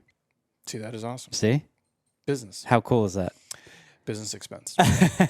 But no, I mean, like, that's why this is something that I do think is fun, because I can talk not just, hey, here's how I went from being a complete broke, dead loser and built this with, basically just, a wish and a fucking prayer. But all the things I did wrong too. Well, let me ask you this, and I wanted to talk about this, because I brought this. So I brought my big book that, I've been doing insurance since 2000, but I have a book here, and it shows my 2012 goals, right? So we're 11 years past, right? And I'll ask you first, did you ever have like a book or things that you wrote stuff down, or, kind of, looked at, like yearly plans or anything like that? Yeah, everything. Yeah. Everything we've ever done. Exactly. Like if I go way back, like, and like, not just like the, esoteric, like, I just don't want to hate my Wednesday, which is the truth. Like, that's why the fuck I do this. But I remember sitting in our old space, which you were in. It's down the street from here. Yep. It's a warehouse. No air conditioning. Yep. 7.5 years. I remember Seven that, and a half years. I built this business, you guys, in a fucking park. And then I basically did a profit sharing with another space where I would personal train clients. My first client here, Raul. Still around. Shout out to Raul. And then we got that space for 7.5 years, no air conditioning. I ate shit in there. The very first day I sat in there, and I'm not going to tell the whole story, but I remember sitting there with the 2 guys who got me in the building, And I said this, I go, if I just had 100 people paying me $100 a month, and we could not, I'm not saying take home, I'm just saying just gross $10,000 a month. Yeah. Whatever it's going to cost me, if it costs me 6 or 7, I'm going to make $3,000 or $4,000 a month. This is the greatest fucking life of all time. Yeah. That's one of the very first things we ever did. Yeah. It's the same way I paid off my house. If I said we're going to pay it off in this time frame, or if I'm looking at my stuff now, like we own the space here and we're buying stuff, but I'm like, if I'm looking at payment schedules of money and things I want to do, I have check marks and lists. Great. Everything I do, I track. And I know a lot of times, like, again, I don't look at analytics on social media and how stuff does, because first of all, I don't give a fuck. For 90% of people, I don't care what you think about it. I'm doing it for the 10% of the people who do give a shit about it. Yep. I go, but everything we do, there is a purpose behind it. And I know I'm just this fucking meathead who does this stuff. I go, but for as meatheaded as I am and for as stupid as I am, everything is very calculated and meticulous, from every investment we make, how much money is in all of our accounts. Like, I don't know how often you look at your bank accounts and shit. Every morning. Same here. Yeah. Like, and I know they're not going to change. I know they're not going to move. Right. And I know, like, my investment stuff isn't going to move. But I like to just know where things are at. So if my goal is X, how do I move it to here? Right. I don't obsess about it. I go, but I am aware of it all the time. And every step of this journey, even some of the shit where I didn't see it happening, I didn't think it would happen, and maybe I set my goals too low and I thought I was a loser, who fucking knows? I go, or I was just realistic. And a lot of just awesome shit happened my way, and I killed myself to get there. There's always been a path and checks and balances along the way. Because without that, I'm fucking wandering around, dude. And I am not smart enough to get there without having these metrics. Yeah. So I mean, a lot of people they don't do it. They don't do that. You know, they have no idea where they came from. So when I started selling insurance, I have a logbook of all the sales I made. I wrote down every single client, what their premium was, and what the commission was that I made on that. And I go back and I look at that logbook from 2001 when I first started selling. I made no salary, nothing. And I look at my first month, I'm like, I made $117. Cool. You know? And I remember when I made my first big deal that was like a $4,000 commission. And I was like, I'm fucking rich, man. This is great. Sweet. You know, because I'm sitting here going, I'm going to get this every year, right? And you know, my first year I made $14,000, you know, back in 01. I was living with my parents. I mean, you know, people that have heard me before, they've heard the story, living with my parents, driving a minivan. It's great. It's a great place to come from. But I brought this book today because I look back just even 11 years and I look at my 2012 goals, and just to kind of share with people, it's like, you know, one of my goals was to bring Ambassador Group, the name of my agency, to 2.5 million in revenue. That was a goal. That was a big deal back then. Well, let's just say here we are. I did that, and here we are 11 years later, and let's just say we've far exceeded that. You know, it's still going, but it's so cool to be able to look back on this sort of stuff and look at that. And then I look at like my personal financial situation. You know, 2012, I wanted to earn $250,000 for the year. Let's just say I've pretty much really exceeded that, you know, 11 years later again. But then I look at like family stuff, and it's like, I'm a more loving, caring, and empathetic person. Not sure if I accomplished that. We can ask him. But we can ask my wife. I've spent more quality time with my mother, right? Well, you know, back 11 years ago, I was still drinking. I was still a maniac. I was still doing like a lot of stuff that took precedence over my time. It took priority over my time, as opposed to the things that I now look back and I'm like, you know, my mom should have been more of that focus. And so just writing that goal down and doing that, I started, you know, since that year, flying out. My mom lives in Austin, flying out to see her, you know, 2 or 3 times a year. And it's completely just changed my life for the better, you know, because it's the relationship, it's the mentorship I get from her and all that sort of stuff. And then I just look at a few of these other things here. It's like, you know, time management stuff, and, you know, I am never sick. And of course I get COVID 3 times. Who knows what happened there? You know, and then I have a spirituality, and then I have, you know, charitable goals. And so it's like all these things that I've learned and that I've done, and every year that I log in and you know, I have task lists for all the things that I want to do. These are fun when you enjoy life and you enjoy what you're doing. And I think I know there'll be fun things to share, you know, with others. Well, we all have our own system in a process, and yours is similar. And like, again, I always say, like, the amount of Post-its I have on my desk is how shitty my life is going. And right now there's about 15 on here. But like to your point, like I will have a giant whiteboard of things that we need to do and how we go through them and all my calendars and things. I'm like, but everything is a step along the way. Yeah. And that's kind of how I look at all of it. But if there's no system, how can it work? And that's all we're doing is like, again, whether it's you're watching it through your machine or my machine or a combination of both, like you're going to find one that does work for you. But I do think just having things laid out, and you have to live your life, you know, it's like if you're married anyway, all of us in the room are, even Diddy, like one day at a time. Yeah. Like that's what people are like, how's Heather? I'm like, who? Yeah. You know, I fuck with people. Right. I go, but I'm like, you know, it's one day at a time. Yeah. Like some days I'm sure she's like, Jeremy's the greatest ever. And some days she's like, this is who the fuck I'm stuck with. I'm looking in a mirror. Like this shit. You know what I'm saying? I go, and I joke like when I say that, but I'm like, your life is really only one day at a time. And in the same sentence, if you're looking at it from a business standpoint, if you're looking at it from a financial standpoint, and again, if you died tomorrow, oh well, at least you fucking tried, right?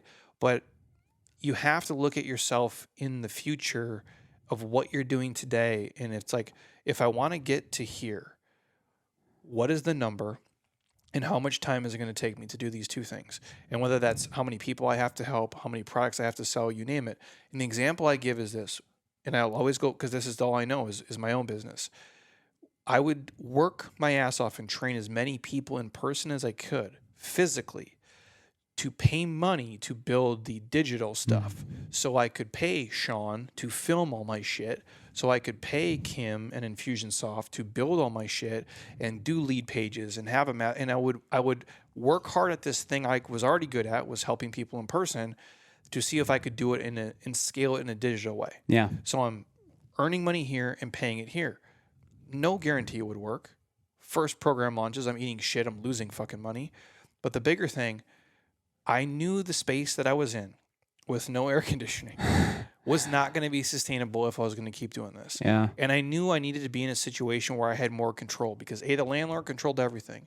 And this is just straight numbers. I think when we started there, the rent was like $3,500 a month. By the end of it, it was like six G's. Wow. I have no fucking clue what it is now. Probably closer to like $8,000 or $9,000. Yeah. $1,000 a month. Oh yeah. Now, as those numbers start to go up, your business needs to do real numbers for you to be profitable. And I was like, well, and I had a sponsorship at Reebok at the time and all these other businesses, and it was fucking great. And I go, Heather, we can't spend any of this money because I'm going to have to get out of this space at some point, and I'm probably going to have to, like, in my mind, lease another space. If they do a TI, like any kind of tenant improvement build outs, maybe I'll get some money there, but I'm going to have to buy equipment. I'm going to have to do all this shit. So all of this sponsorship money that I would get from MRI and ProLab and all of the things that were part of my Jeremy Scott Fitness life, I never spent $1. And then when push came to shove and no one would lease me a space because everyone was being a fucking dick face in the air park here. Thank you, by the way, everybody. I'm like, I had enough money to buy my own shit. Yeah. Now, if I don't save money for 7.5 years of all that stuff, when the opportunity comes for me to get lucky, I can't even get lucky because I didn't set myself up. Right. And who knew that moment was going to come? I didn't know, but I knew something was going to have to change. Yeah. And that takes some foresight for people. And I'm not a genius, and I'm not saying I could see the future. I go, but sometimes you live your life one day at a time and you appreciate it and you go all out, you know, but you also do something in case you are around in 5 years, in 10 years, in 15 years. That's your future self is going to say, hey, thanks for not being a dipshit. Right. With your body and with your time and with your money and with your energy. So you made life easier for yourself as you went down the road. And you can speak to this too. The older you get, it's not like you're magically going to get way more energy. Right. And you sure as fuck aren't going to get way more time. No. And you were successful in what I call niching yourself. I mean, that works for you. May not work for everybody, but you had a plan. You knew that that's what you needed to do to get you out of a situation that you didn't want to be in any longer.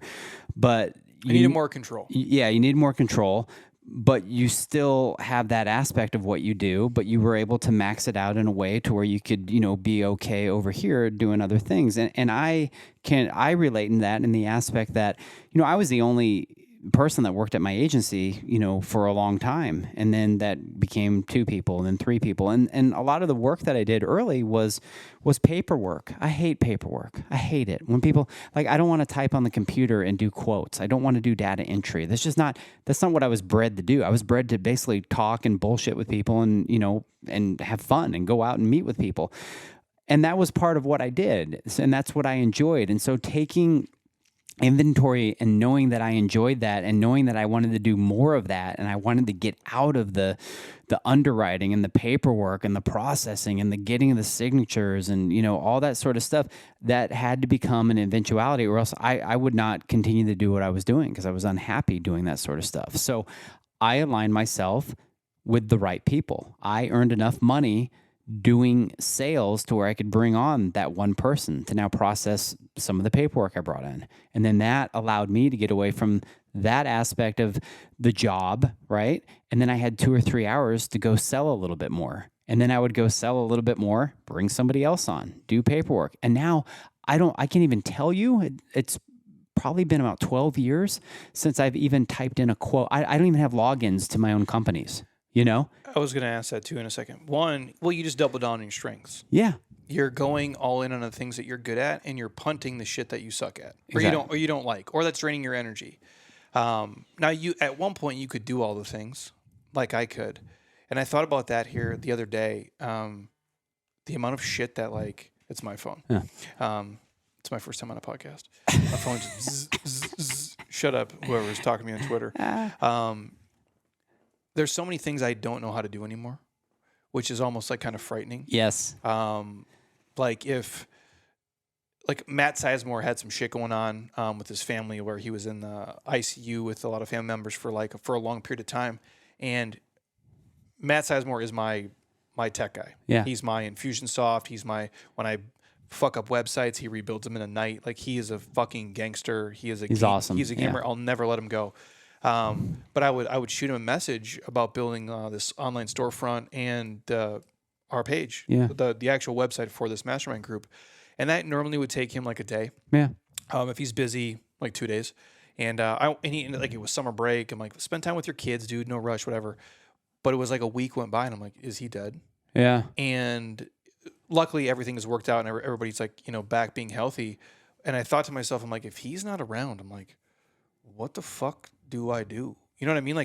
There was a time where I could build these pages where I learned Infusionsoft, where I would load all this stuff to YouTube, and now Monica does that. And it's to your point is in the beginning it sucks because you have to do it all, but it's nice then when you can let it go, because this business is so much better because he is so much better at that than I ever will be. Yeah. And when we do stuff here, when you get birthday cards or in this mastermind group, we actually have this huge in-depth packet to dig into your life, into your business. It is very focused.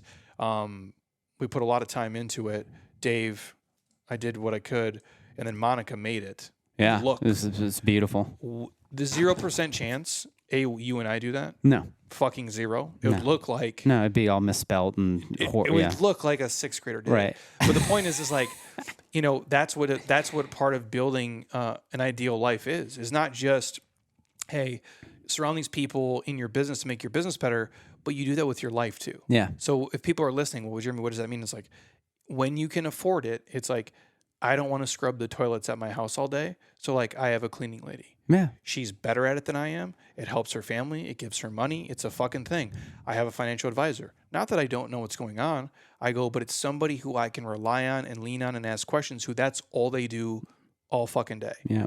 And that's what you do in your business, whether it be inside of it or outside of it. Having that circle of people is critical and crucial. And it allows you more free time to do the things you're good at. That's exactly it. I mean, if somebody were to call me for, a copy of their deck page or a certificate of insurance, I would have no clue what to do, and it's that's a integral part of insurance. That's what people request all the time. And so again, I've put people in place that know how to do that. But most importantly, from what I'm being told, because they still collect the paycheck and they show up every day, they really love what they do.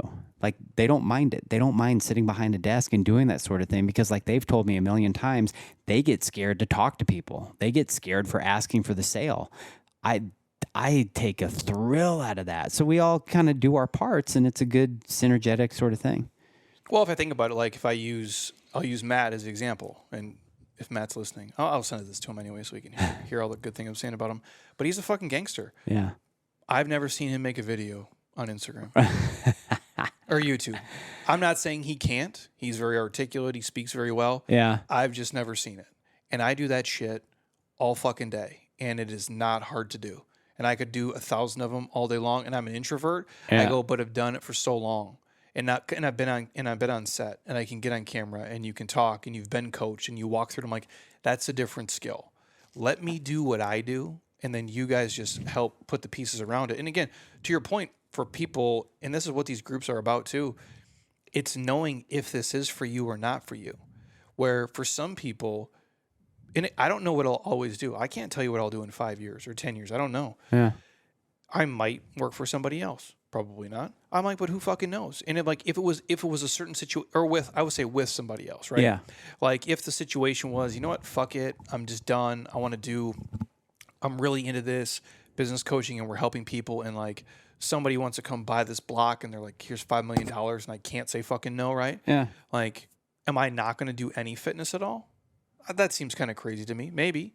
But I'm like, maybe I just train like 2 days a week at Ben's place. Right. Or maybe I got a place in my house where people come to it. My point is that you start to, as your life goes through, you start to audit what's important to you, how you want to spend your time, and what's for you. And when you can be in a group of people and be like, you know what, I don't want to give up all this time and run a business and build one. I'm much better off being the number 4 person at a place, or the number 87 person at Facebook, or the number 386 person at Marriott, than being the number 1 in my own life. Because it does take a certain personality type and a certain amount of effort. And I don't think it is for everybody. No. And that's a nice thing to find out. And you might get connected with someone who you can be awesome in their business, or they can be awesome in your business, or you can combine together. Or you could be fine being number 86, but maybe there's something on the side that you're passionate about that you want to do, and you want to learn how to build that up. And then eventually that turns into your number 1. And then it's like not that you're not working, but you actually enjoy what you're doing. 100%. And I think that's the key, is where you can, because again, I see stuff all the time. Like there's friends of mine who have multiple business locations, or this is their schedule. And I'm like, yeah, dude, that's not for me. Like that's not what I'm about. Like I think if I use like my buddy, like just like you, I think at Ben at Spire Health Club here in Phoenix, and my boy Ben runs it. Ben's been on the pod before. I think he has 6 or 7 coaches. Yeah. Well, you know, it's funny. Ben's training my wife now. Oh no shit. Yeah. That's tight. Yeah, and he's got a dog that is there too. Oh my God, Hero. No, it's a different name. Really? Yeah, I think it's a different dog. He has a dog. He brings his dog though sometimes too. But it's another one of his trainer's dogs. No shit. Yeah. He don't give a fuck. No. My dog can't be here. My dog's old as hell. It wouldn't have worked anyway when she was young. It was just too much. Anyways. But yeah, no, Ben. He don't give a shit. No. But he coaches like 6 or 7 people. Yeah. I can't do that, man. I can't. It's too much. Yeah. I can't be your best friend. Right. Like I can't, again, I can some days. like today, like today, Brian and I can talk shit and it's cool and I'm happy and I like him. He's a great kid and him and I shoot the shit sometimes. But some days we're both in here just working. And by the time everybody leaves, I'm done. Like I can't. And if I had 5 of those, like I got 5, 6, 7 different sets of problems, like I know that's not for me. Right. And a lot of these groups and these things you do, like there's discovery in there. You're like, you know what? I'm kind of better with a small team. I'm kind of better with doing it this way versus this way. I'm better here versus here. And that takes you might think you're a great manager or you're a great leader or you're a great whatever, but you don't know until you're in the game. Well, that's knowing who you are or learning who you are and then embracing it. Yeah. Yeah. And not trying to force something. Well, this is how my insurance business or my my attorney's office or my accounting firm has to be. I'm like, right. There is no right or wrong answer, dude. Because there's a lot of living in fear. Like if I give up this opportunity or if I do this way based on how they want me to do it, not how I, am passionate about doing it, you fear missing an opportunity or not making money. Or it's the same with like relationships. It's like, oh my God, if I don't do this for this girl or for this dude or this and that, I could very well, people are always trying to like mind read. And at the end of the day, they're always wrong. Well, it's like what you, I'll use this example. It's like what you think is super cool versus the reality of what it is. Like when I was younger, and my wife will say this too, we love to travel like for vacation, to do cool shit in amazing places. Like, hey, you got to go to Maui, Jeremy. Sure. Okay. Sign me up, dude. Like, hey, we're going to Rome. You're gonna hang out in the Coliseum like you're fucking Maximus. I'm like, yeah, dude. Sweet. Super cool. But going to work, like, hey, you got to go to Dallas for a work trip. You got to go to New York, dude, for a work trip in December. Like, nah, man. Like, I don't want to do that shit anymore. Now, I used to think from the outside, like, when those opportunities would go to other people and maybe wouldn't come to me, I'm like, well, why is that guy getting that opportunity? Like, that's fucking bullshit. You almost have like that FOMO. And then when I would get to do it, I'm like, yeah, I don't like this. Like, I don't want to stay in a hotel by myself, and I don't want to go awkwardly have to like fake meet people. I mean, you're meeting them, but I'm like, I don't really want to talk to them. Yeah. And like, even when I go speak now, I'm very grateful and I'm thankful. It's not sometimes what you think it is from the outside, because most of the speaking engagements I get, I can't really talk like this. No. Like a little bit. Yeah. Like I could probably say fuck once, maybe. And sometimes I can say like shit and some stuff. Sometimes those guys don't call me back though. So it's like, that's not who I am. Right. And if I have to change everything about who I am and what I do to be successful in public speaking or in running an insurance agency, do I even want to do it then if I can't do it in my own way? Yeah. Now there's give and take there for sure. Like I don't got to say fuck 82 times. Like I can know my audience. Yeah, you can dial it down. I go, but I also have to be able to be me. Otherwise I can't deliver the way that I really need to deliver. And so if you can't wear Van Halen t-shirts and baseball caps and jeans and fucking tennis shoes and you had to wear a suit every day, bro, you're not here right now. No, I'm not here. We're not friends, for one. No. I mean, maybe we'd be, I don't know. But you're like, but no offense, like, you're like my insurance agent. Like, you're just a fucking dude I know who just, like, sends me an email once or twice a year and is like, does the bare fucking minimum. Because you're not passionate about it. Because you're stuck in a box and you haven't figured out a way to make it fit your life. Well, what's so interesting is that, today I called one of my carriers and we were chatting and she's like, hey, DELO, I'll be in your office next week and I'm bringing so-and-so and so-and-so. And she's like, oh, and, Bill, who's like head of whatever, the whole department, Bill just kind of wanted to, have me tell you that, Christina, who's I'm bringing is, she's very Christian and very, and I'm just like, I'm sitting here pondering this and I'm like, okay, so I give a fuck? Like, what, am I supposed to like not swear or something? Yeah, not swear or, well, I'm just kind of letting you know. And I'm like, yeah, okay, duly noted. And I just want to come in like 1,000% harder than I usually do. It's I mean, but like again, David Jack and I are very close. Yeah. David Jack has blessed my gym with holy water. Like that's how fucking he's the fucking fitness Jesus, bro. Like to a fucking T. He is fitness Jesus in every sense of the word. He is the GOAT. I'll never not say that. That's great. Yeah. I owe him everything. I go, but even to him, he'll go to me. He'll go, dude. He goes, you got heart of an angel, bro. Mouth of a sailor. Yeah. He goes, that's okay. Yeah. He goes, that's the way you do it. He goes, I'll take what I want. I'll leave the rest. And that's how he frames it. I go, but that's all we can do with anybody. Yeah. Because if you can't be you, I don't think this is successful. Because and what I mean by that is if you, and maybe people, again, if you're super talented, you can hate what the fuck you do and be successful. Yeah.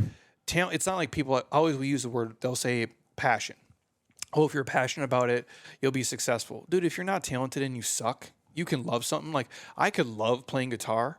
I'm sure I'll be fucking terrible. Or I could love singing. You hear me? Yeah, I've heard it. This ain't from me. Not good. Like I'm not Usher. Like I don't have that. I go, so talent is a real thing, and you can be passionate behind it, but there has to be something there as well. There really does, and you have to know that about yourself. Well, part of talent and passion is authenticity, and I think if you have that authenticity. And you come off as that person that people, they feel that energy, then all that other stuff goes out the window. I don't really think that they may notice kind of the characteristics of who you are and how you are. And it's like, oh, that DELO guy's over the top, or, Jeremy's just very, cut to the point. So they're okay with it. Because it's real. Because it's real. Exactly. Well, I couldn't have stayed in this for this long if I had to come in here and wear a polo.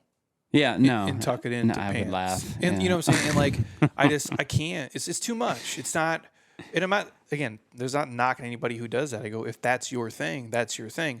The point of me bringing any of this up is that I think in order to be successful, unless you're the rare case where you're just a fucking unicorn of talent and you hate what you do and you just do it because you can crush and make money, respect. Yeah. Most of us, we're not that. No. We have to enjoy what we do, and we have to, or at least enjoy most of it or parts of it, or at least not hate it every single day. Right. Now, there's some days where I'm like, I don't want to come do this shit, bro. Oh, yeah. But the last thing I want to do is come in here. Right. On some days. I go, but I'll come in, I'll do it, I'll like work out, and I'm like, and I'll sit here for a minute, I'm like, and I'm thankful that I get to do it. Yeah. And I have the opportunity to do it. And those days aren't all the time. I go, but you're not going to love every second. I go, but if every day you're dreading it, and every day you feel like you have to play a role that's not you and you're doing something that really doesn't build into your strengths, I don't know if you can be successful for the long haul. And I don't know why you just even want to do that, period. You know? It's tough. I mean, I get it for people. Like if you're stuck in, I don't want to keep you here for 3 hours and go down 8 rabbit holes. But it's like when you go, you have these kids. God, I'm gonna fuck people's brains up. Like you have them go to college, you know, and they'll spend, if lucky, if their parents will pay for them. But if not, it's like they're in debt.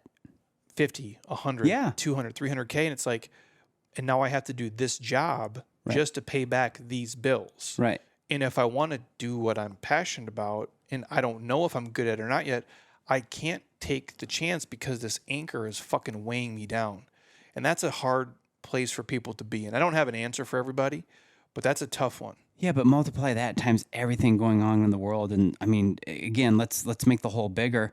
Everything's more expensive. You're 30. You're now still living with your parents, and you have debt because you can't afford a fucking house at 8%. You ever see the videos? Heather sends them me all the time. It's like a grandma like dancing, and it's like some boomer dancing because she bought her house for $14 and a sack of peanuts and sold it for like $700K, and it would like show her like fucking just going crazy.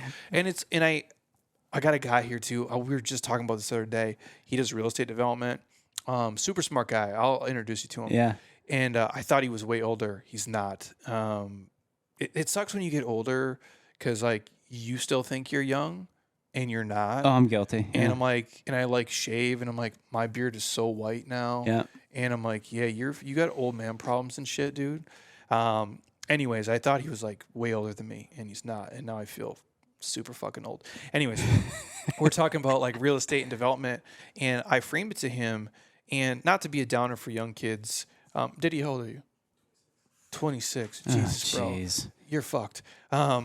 Sorry, dude. But I feel like the game is so, there's way more opportunity now than there's ever been. Yeah. You can scale. There's the internet. There's technology. You have a Tesla Plaid, and we had a fucking bicycle. Right. That's how I feel in terms of tech. Like you could fucking 0 to 60 in 1 second, and I'm fucking Pee Wee Herman in that shit. I go, but we also could buy into the game that was way cheaper than the game is now.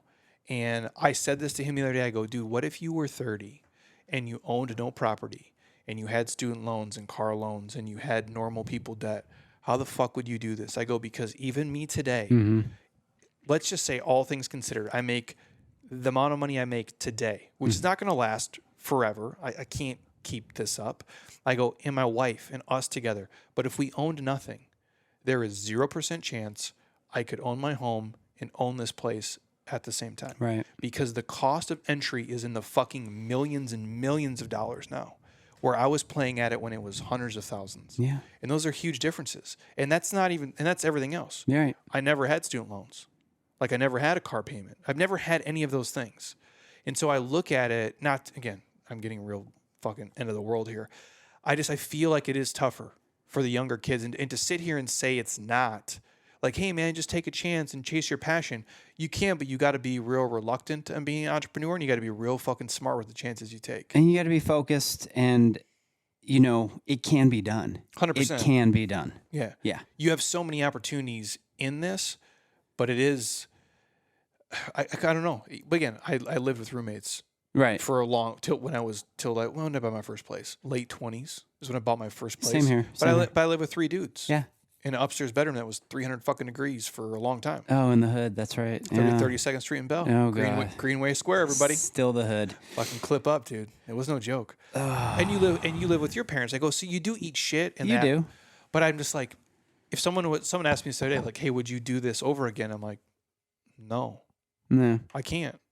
I can't, and I don't mean that in a negative way, but to start, again, I'm older too, so there's that. But like to start all of the email list over, all of social media over, and to say, hey, do I want to come start a gym, and buy all the equipment and buy the building and buy the stuff? Like, I love it, man, and I fucking love it. And I'm like, I don't know if I would want to do it again. But again, I'm not 25. I wouldn't start the agency the way I did it again. You would do parts of things, but you wouldn't do the same thing. No, not at all. Yeah. Not at all. Isn't that crazy? It is crazy. It's just crazy to think of where we're at now monetarily as a society and with everything going on. And when does it crash, bro? Like, do you follow Peter Schiff? Has it crashed? I mean, is it not? Like, is it crashing right now? I mean, are we going down? I mean, like, are we in the Titanic and they're just playing the music and we're just enjoying the ride as it sinks? But I think you and I have lifeboats because of the way that we had set ourselves up. And again, it's not I'm a better than you sort of thing. It's maybe I was just in the right place at the right time sort of thing. I was near the boat, you know? Yeah, no, I think timing for sure. Like if you're like in the like what's boomers? Like what's the boomer generation? Oh, my kid calls me that, and I just. But you're not a boomer though, are you? No, I think I am a boomer. No, you're not, are you? Yeah, I think so. No. Born in the 70s, right? Hold on. That's not right, is Diddy's saying I'm a boomer. Are you really? Yeah. Let me see. Boomer age range. My kid called me a boomer one day, and I was like... No, dude. Baby boomers were born between 1946 and 1964. Currently between 57 and 75. 71.6 million. Gen X was born between 1965 and 1979-80. I'm X, baby. And is currently between 41 and 56 years old. Yeah. That's what I'm saying, bro. Because like your dad bought his first house for $6. You know what I'm saying? Like, how wild is that? My dad was a bouncer at a bar, and he beat up the police chief and didn't go to jail for it. I mean, that's how old he is. Dude. Because the police chief was drunk being an asshole. I mean, that's the society that they lived in. No seatbelts. No helmets. seatbelts. No. Cigarettes and vending machines. Cigarettes on airplanes. I know. Yeah. Think about it. Restaurant, smoking section. All of it. Dude, in America was great. Fuck, dude. Remember the Kmart video I sent you? Oh, yeah. Yeah. I worked at Kmart. Did you? Yeah, I was a checker. Oh. I remember sitting through the training in like the back room watching these bullshit videos, and I had no money. That's amazing. I wanted to get a car. Yeah. So I was like 15? Can you work when you're 15? I think it was 15. I think, yeah, back then you could work. Yeah, I think that was like one of my first jobs. It sucked though. Blue light special, baby. Kmart's are dead, right? I think so. I think they're all gone. All of them? Yeah. Yeah. Yeah. My job was Burger King. I was the King Whopper maker. Really? Yeah. That sucks too. It was bad. I worked at a restaurant called Chula Vista. Oh, yeah. Yeah, I was a dishwasher. Yeah. That sucked too. All those jobs suck. But I do feel bad for young kids. I just feel there's a lot of opportunity, and so I don't mean it to say it that way. And I don't mean to talk finances on here and economics, but that's part of business. It is. It's just crazy, like how you remember, like when you would say, like, if I could make $100,000 a year. Oh my God. Like you used to crush. 100%. And if you live in nowhere in Nebraska, 100 G's. It's a lot of money. Yeah, you probably crush. Yeah. Dude, you can't live in Scottsdale and make $100,000 a year. It just cost me $87 to fill up my Jeep. My truck was 170. I make 10. What was my tank? 35 gallon. I think it's 35 gallon tank. Oh my God. But it was at the super pump right here. It was like 5 and a fucking half. Whatever. Yeah. It was, like $175. Yeah. I'm like, dude. I might drive the Honda again. Oh, that thing's great. It's a little wobbly. I don't know. I look at all the economics of everything, but there's a lot of good stuff that's coming. There is. But like, do you think like there's a crash? No, I think we're crashing. I think it's happening right now. I just don't think people realize it. I think interest rates are going back up again. Dude, wild. I really do. And I think because credit card debt is at an all-time high. Correct. It's like the trillions with a T. Yeah. I don't even understand that math. That's how high that shit is. I just think the government's going to just pour more money into. But dude, like your dollar has been devalued since inception, like 98%. Mm-hmm. And I know people are like, Jeremy, that's not real. I'm like, you can Google it. It is real. Like the dollar, what it was worth till today has been devalued like almost the whole fucking way. Dude, an apple is $2 at the grocery store. Think about that. An apple. Yeah, dude. Okay, something that grows off of a tree from a flower. But that's what I mean. Like you see, I look at everything from a business standpoint, and I'm like, I don't know I'm not telling you guys what to do. Like whether you live your personal life, if you have emergency funds of 3 to 6 months or 12 months or whatever, and your business does too, or how, like Ben and I would talk a lot. Like, hey man, because we're from the same, this. I don't want to say scarcity mindset, but like we both grew up with no fucking money. Yeah. I think a lot of times, like, there's a motivation behind that. If you grow up broke as fuck and you have nothing and you're like, I don't want to be that again. So what do I have to do to not be that ever again? And so we'd be like, if the world goes to black, meaning like everybody eats shit, how long can our business survive for with making no money? Right. We need to know what that number is. And that's like during the pandemic, we won the pandemic anyway, and I fucking hated it. But I was like, I'll be here. Yeah. I'm like, all these other guys can die. I'm like, I'll still be here because I live my life this other way, which it's sad that, because most people can't. You can, but it's really hard to Most people don't have $1,000 of emergency money. Isn't that wild, bro? Yeah. And then like, how do you sleep at night? That's a difference. I wish I had that. I don't know. Like, I wish I could just be like, you know what? I got $500. Like, it's cool. Yeah, it's cool. I'm good. I mean, I probably did when I was 25, but not anymore.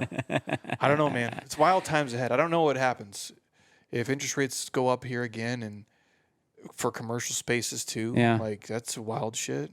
Well, here's what I do know is that through hard work, dedication, saving like a squirrel, paying things off, not overinflating my debt, not, building a good business that, pretty much everybody has to have. I'm going to be okay. And I want to be able to, along with you, because you've done all the same stuff, and there's other things. Again, I want to be able to teach that and help others, to achieve this comfortability level, or whatever the word is I'm making up. Because I think that's important, and I think that it's very achievable because I'm not special. I really am not. I'm just neurotic and systematic and, compliant with my own inner values. And that's how I've niched myself, and that's what's worked for me. And I'm excited to share that with others. Same here. And I think that's what, for anybody listening, like, I'll get off my doomsday predictions, but it's like when you can have an awesome group of people around you, you can see them thriving and crushing, even in the weirdest markets and the economies. The best investment, and I know it sounds cliche to say it, but it is in yourself. Yeah. Because you are the number one moneymaker. You are the person who drives the income. Now, whether that stuff now comes from residuals of investments and dividends and real estate, whatever, at some point, your skill set is what purchased those things.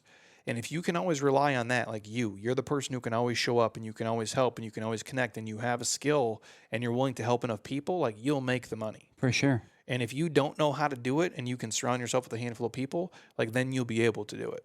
Yeah, and not just talking about finances here and business and all that, because I know that's a big part of a mastermind, but, a lot of what I do and a lot of what, makes me whole is the whole spirituality aspect of how you live your life. And I'm not talking about, whether you believe in God or no, I'm talking about like manifesting and really taking time to close your eyes and, think about the things that you really want and just, repetitively doing it. It's like an exercise. And then a lot with what you do, it's the inner body and the health and wellness stuff, even going back to talking about my bodybuilding thing. Yeah, you could be the most shredded guy in the world on, a ton of roids and, dehydrated, and maybe you look good on the outside, but it's like, what are we doing, on our insides? Is our body working? Are we feeling good? Are we digesting our food? And you and I have a lot of these contacts, both spiritually and,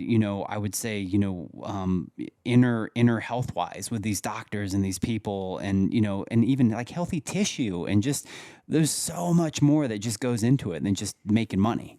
Well, yeah, and that's what I would say. Like when I look at what is success for people, we all keep stats.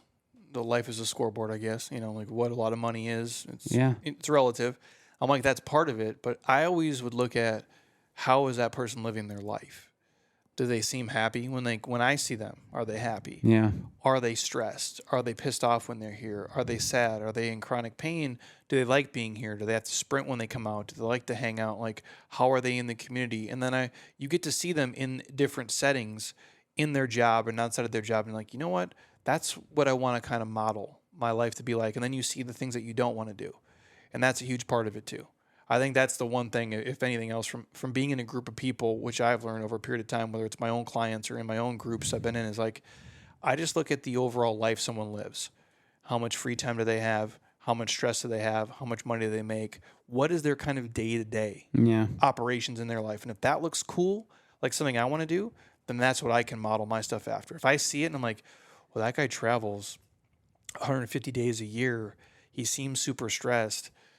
He makes $750K a year. I'm like, that don't really seem like that's for me, bro. Right. Like, there's no money to me that would be worth just being sad and miserable and stressed for. Because what's the fucking point? No, there is no point. And, I look up at Rocky Balboa inside here and I think, you know what? That guy in Rocky 4, this is not even attributable to any of this, but that guy in Rocky 4 goes and he trains to go fight. You know what I'm saying? Drago. Like, I have if he dies, he dies. If he dies, he dies. But you think about that training, the montage in that video. The montage. If you don't, first of all, if you watch the training montage of Rocky 4 when he is in Russia and you're not training motivated in the snow and you don't want to work out, like you'll never want to work out. That's just a side note. No, it is. And not just work out, but not just get up and just go kick ass, So I think part of the mastermind would be a mandatory Rocky 4 watch. Just basically playing highlight videos. Pretty much, yeah. All day of shit. Awesome. I'll get you out of here, dude. We're almost like 2 hours here. What is the website? Do I have it? I'll put the link in the show notes for any of you guys who are interested. Just jeremyscottfitness.com/built-different-mastermind/ You guys can apply. Hop in there if it sounds like something you guys want to do. You can go to my website too, iamthedelo.com, and first thing that pops up is apply for the mastermind. Yeah, you guys check it. Obviously, Delo. What's your Instagram handle? I am the Delo. Yeah, thank you. That's it. I am the Delo on Instagram. I'll put it in the show notes too, if you guys want to give them a follow. But we'll bring them back on, talk business, life shit, whatever. We'll probably bring people on from the mastermind too that have some added value and do like just a fun thing, right? Either my podcast or yours or whatever. Oh yeah, dude. I do want to ask you before we leave because I thought this was funny. What are your top 3 old man problems right now? What do you have 3? Yeah. So what are your 3? I have to get up to pee a lot. Yeah, same. I'm always looking in the mirror about how much thinner my hair might or might not be getting. I'm basically committed to to shaving it, yeah. Yep.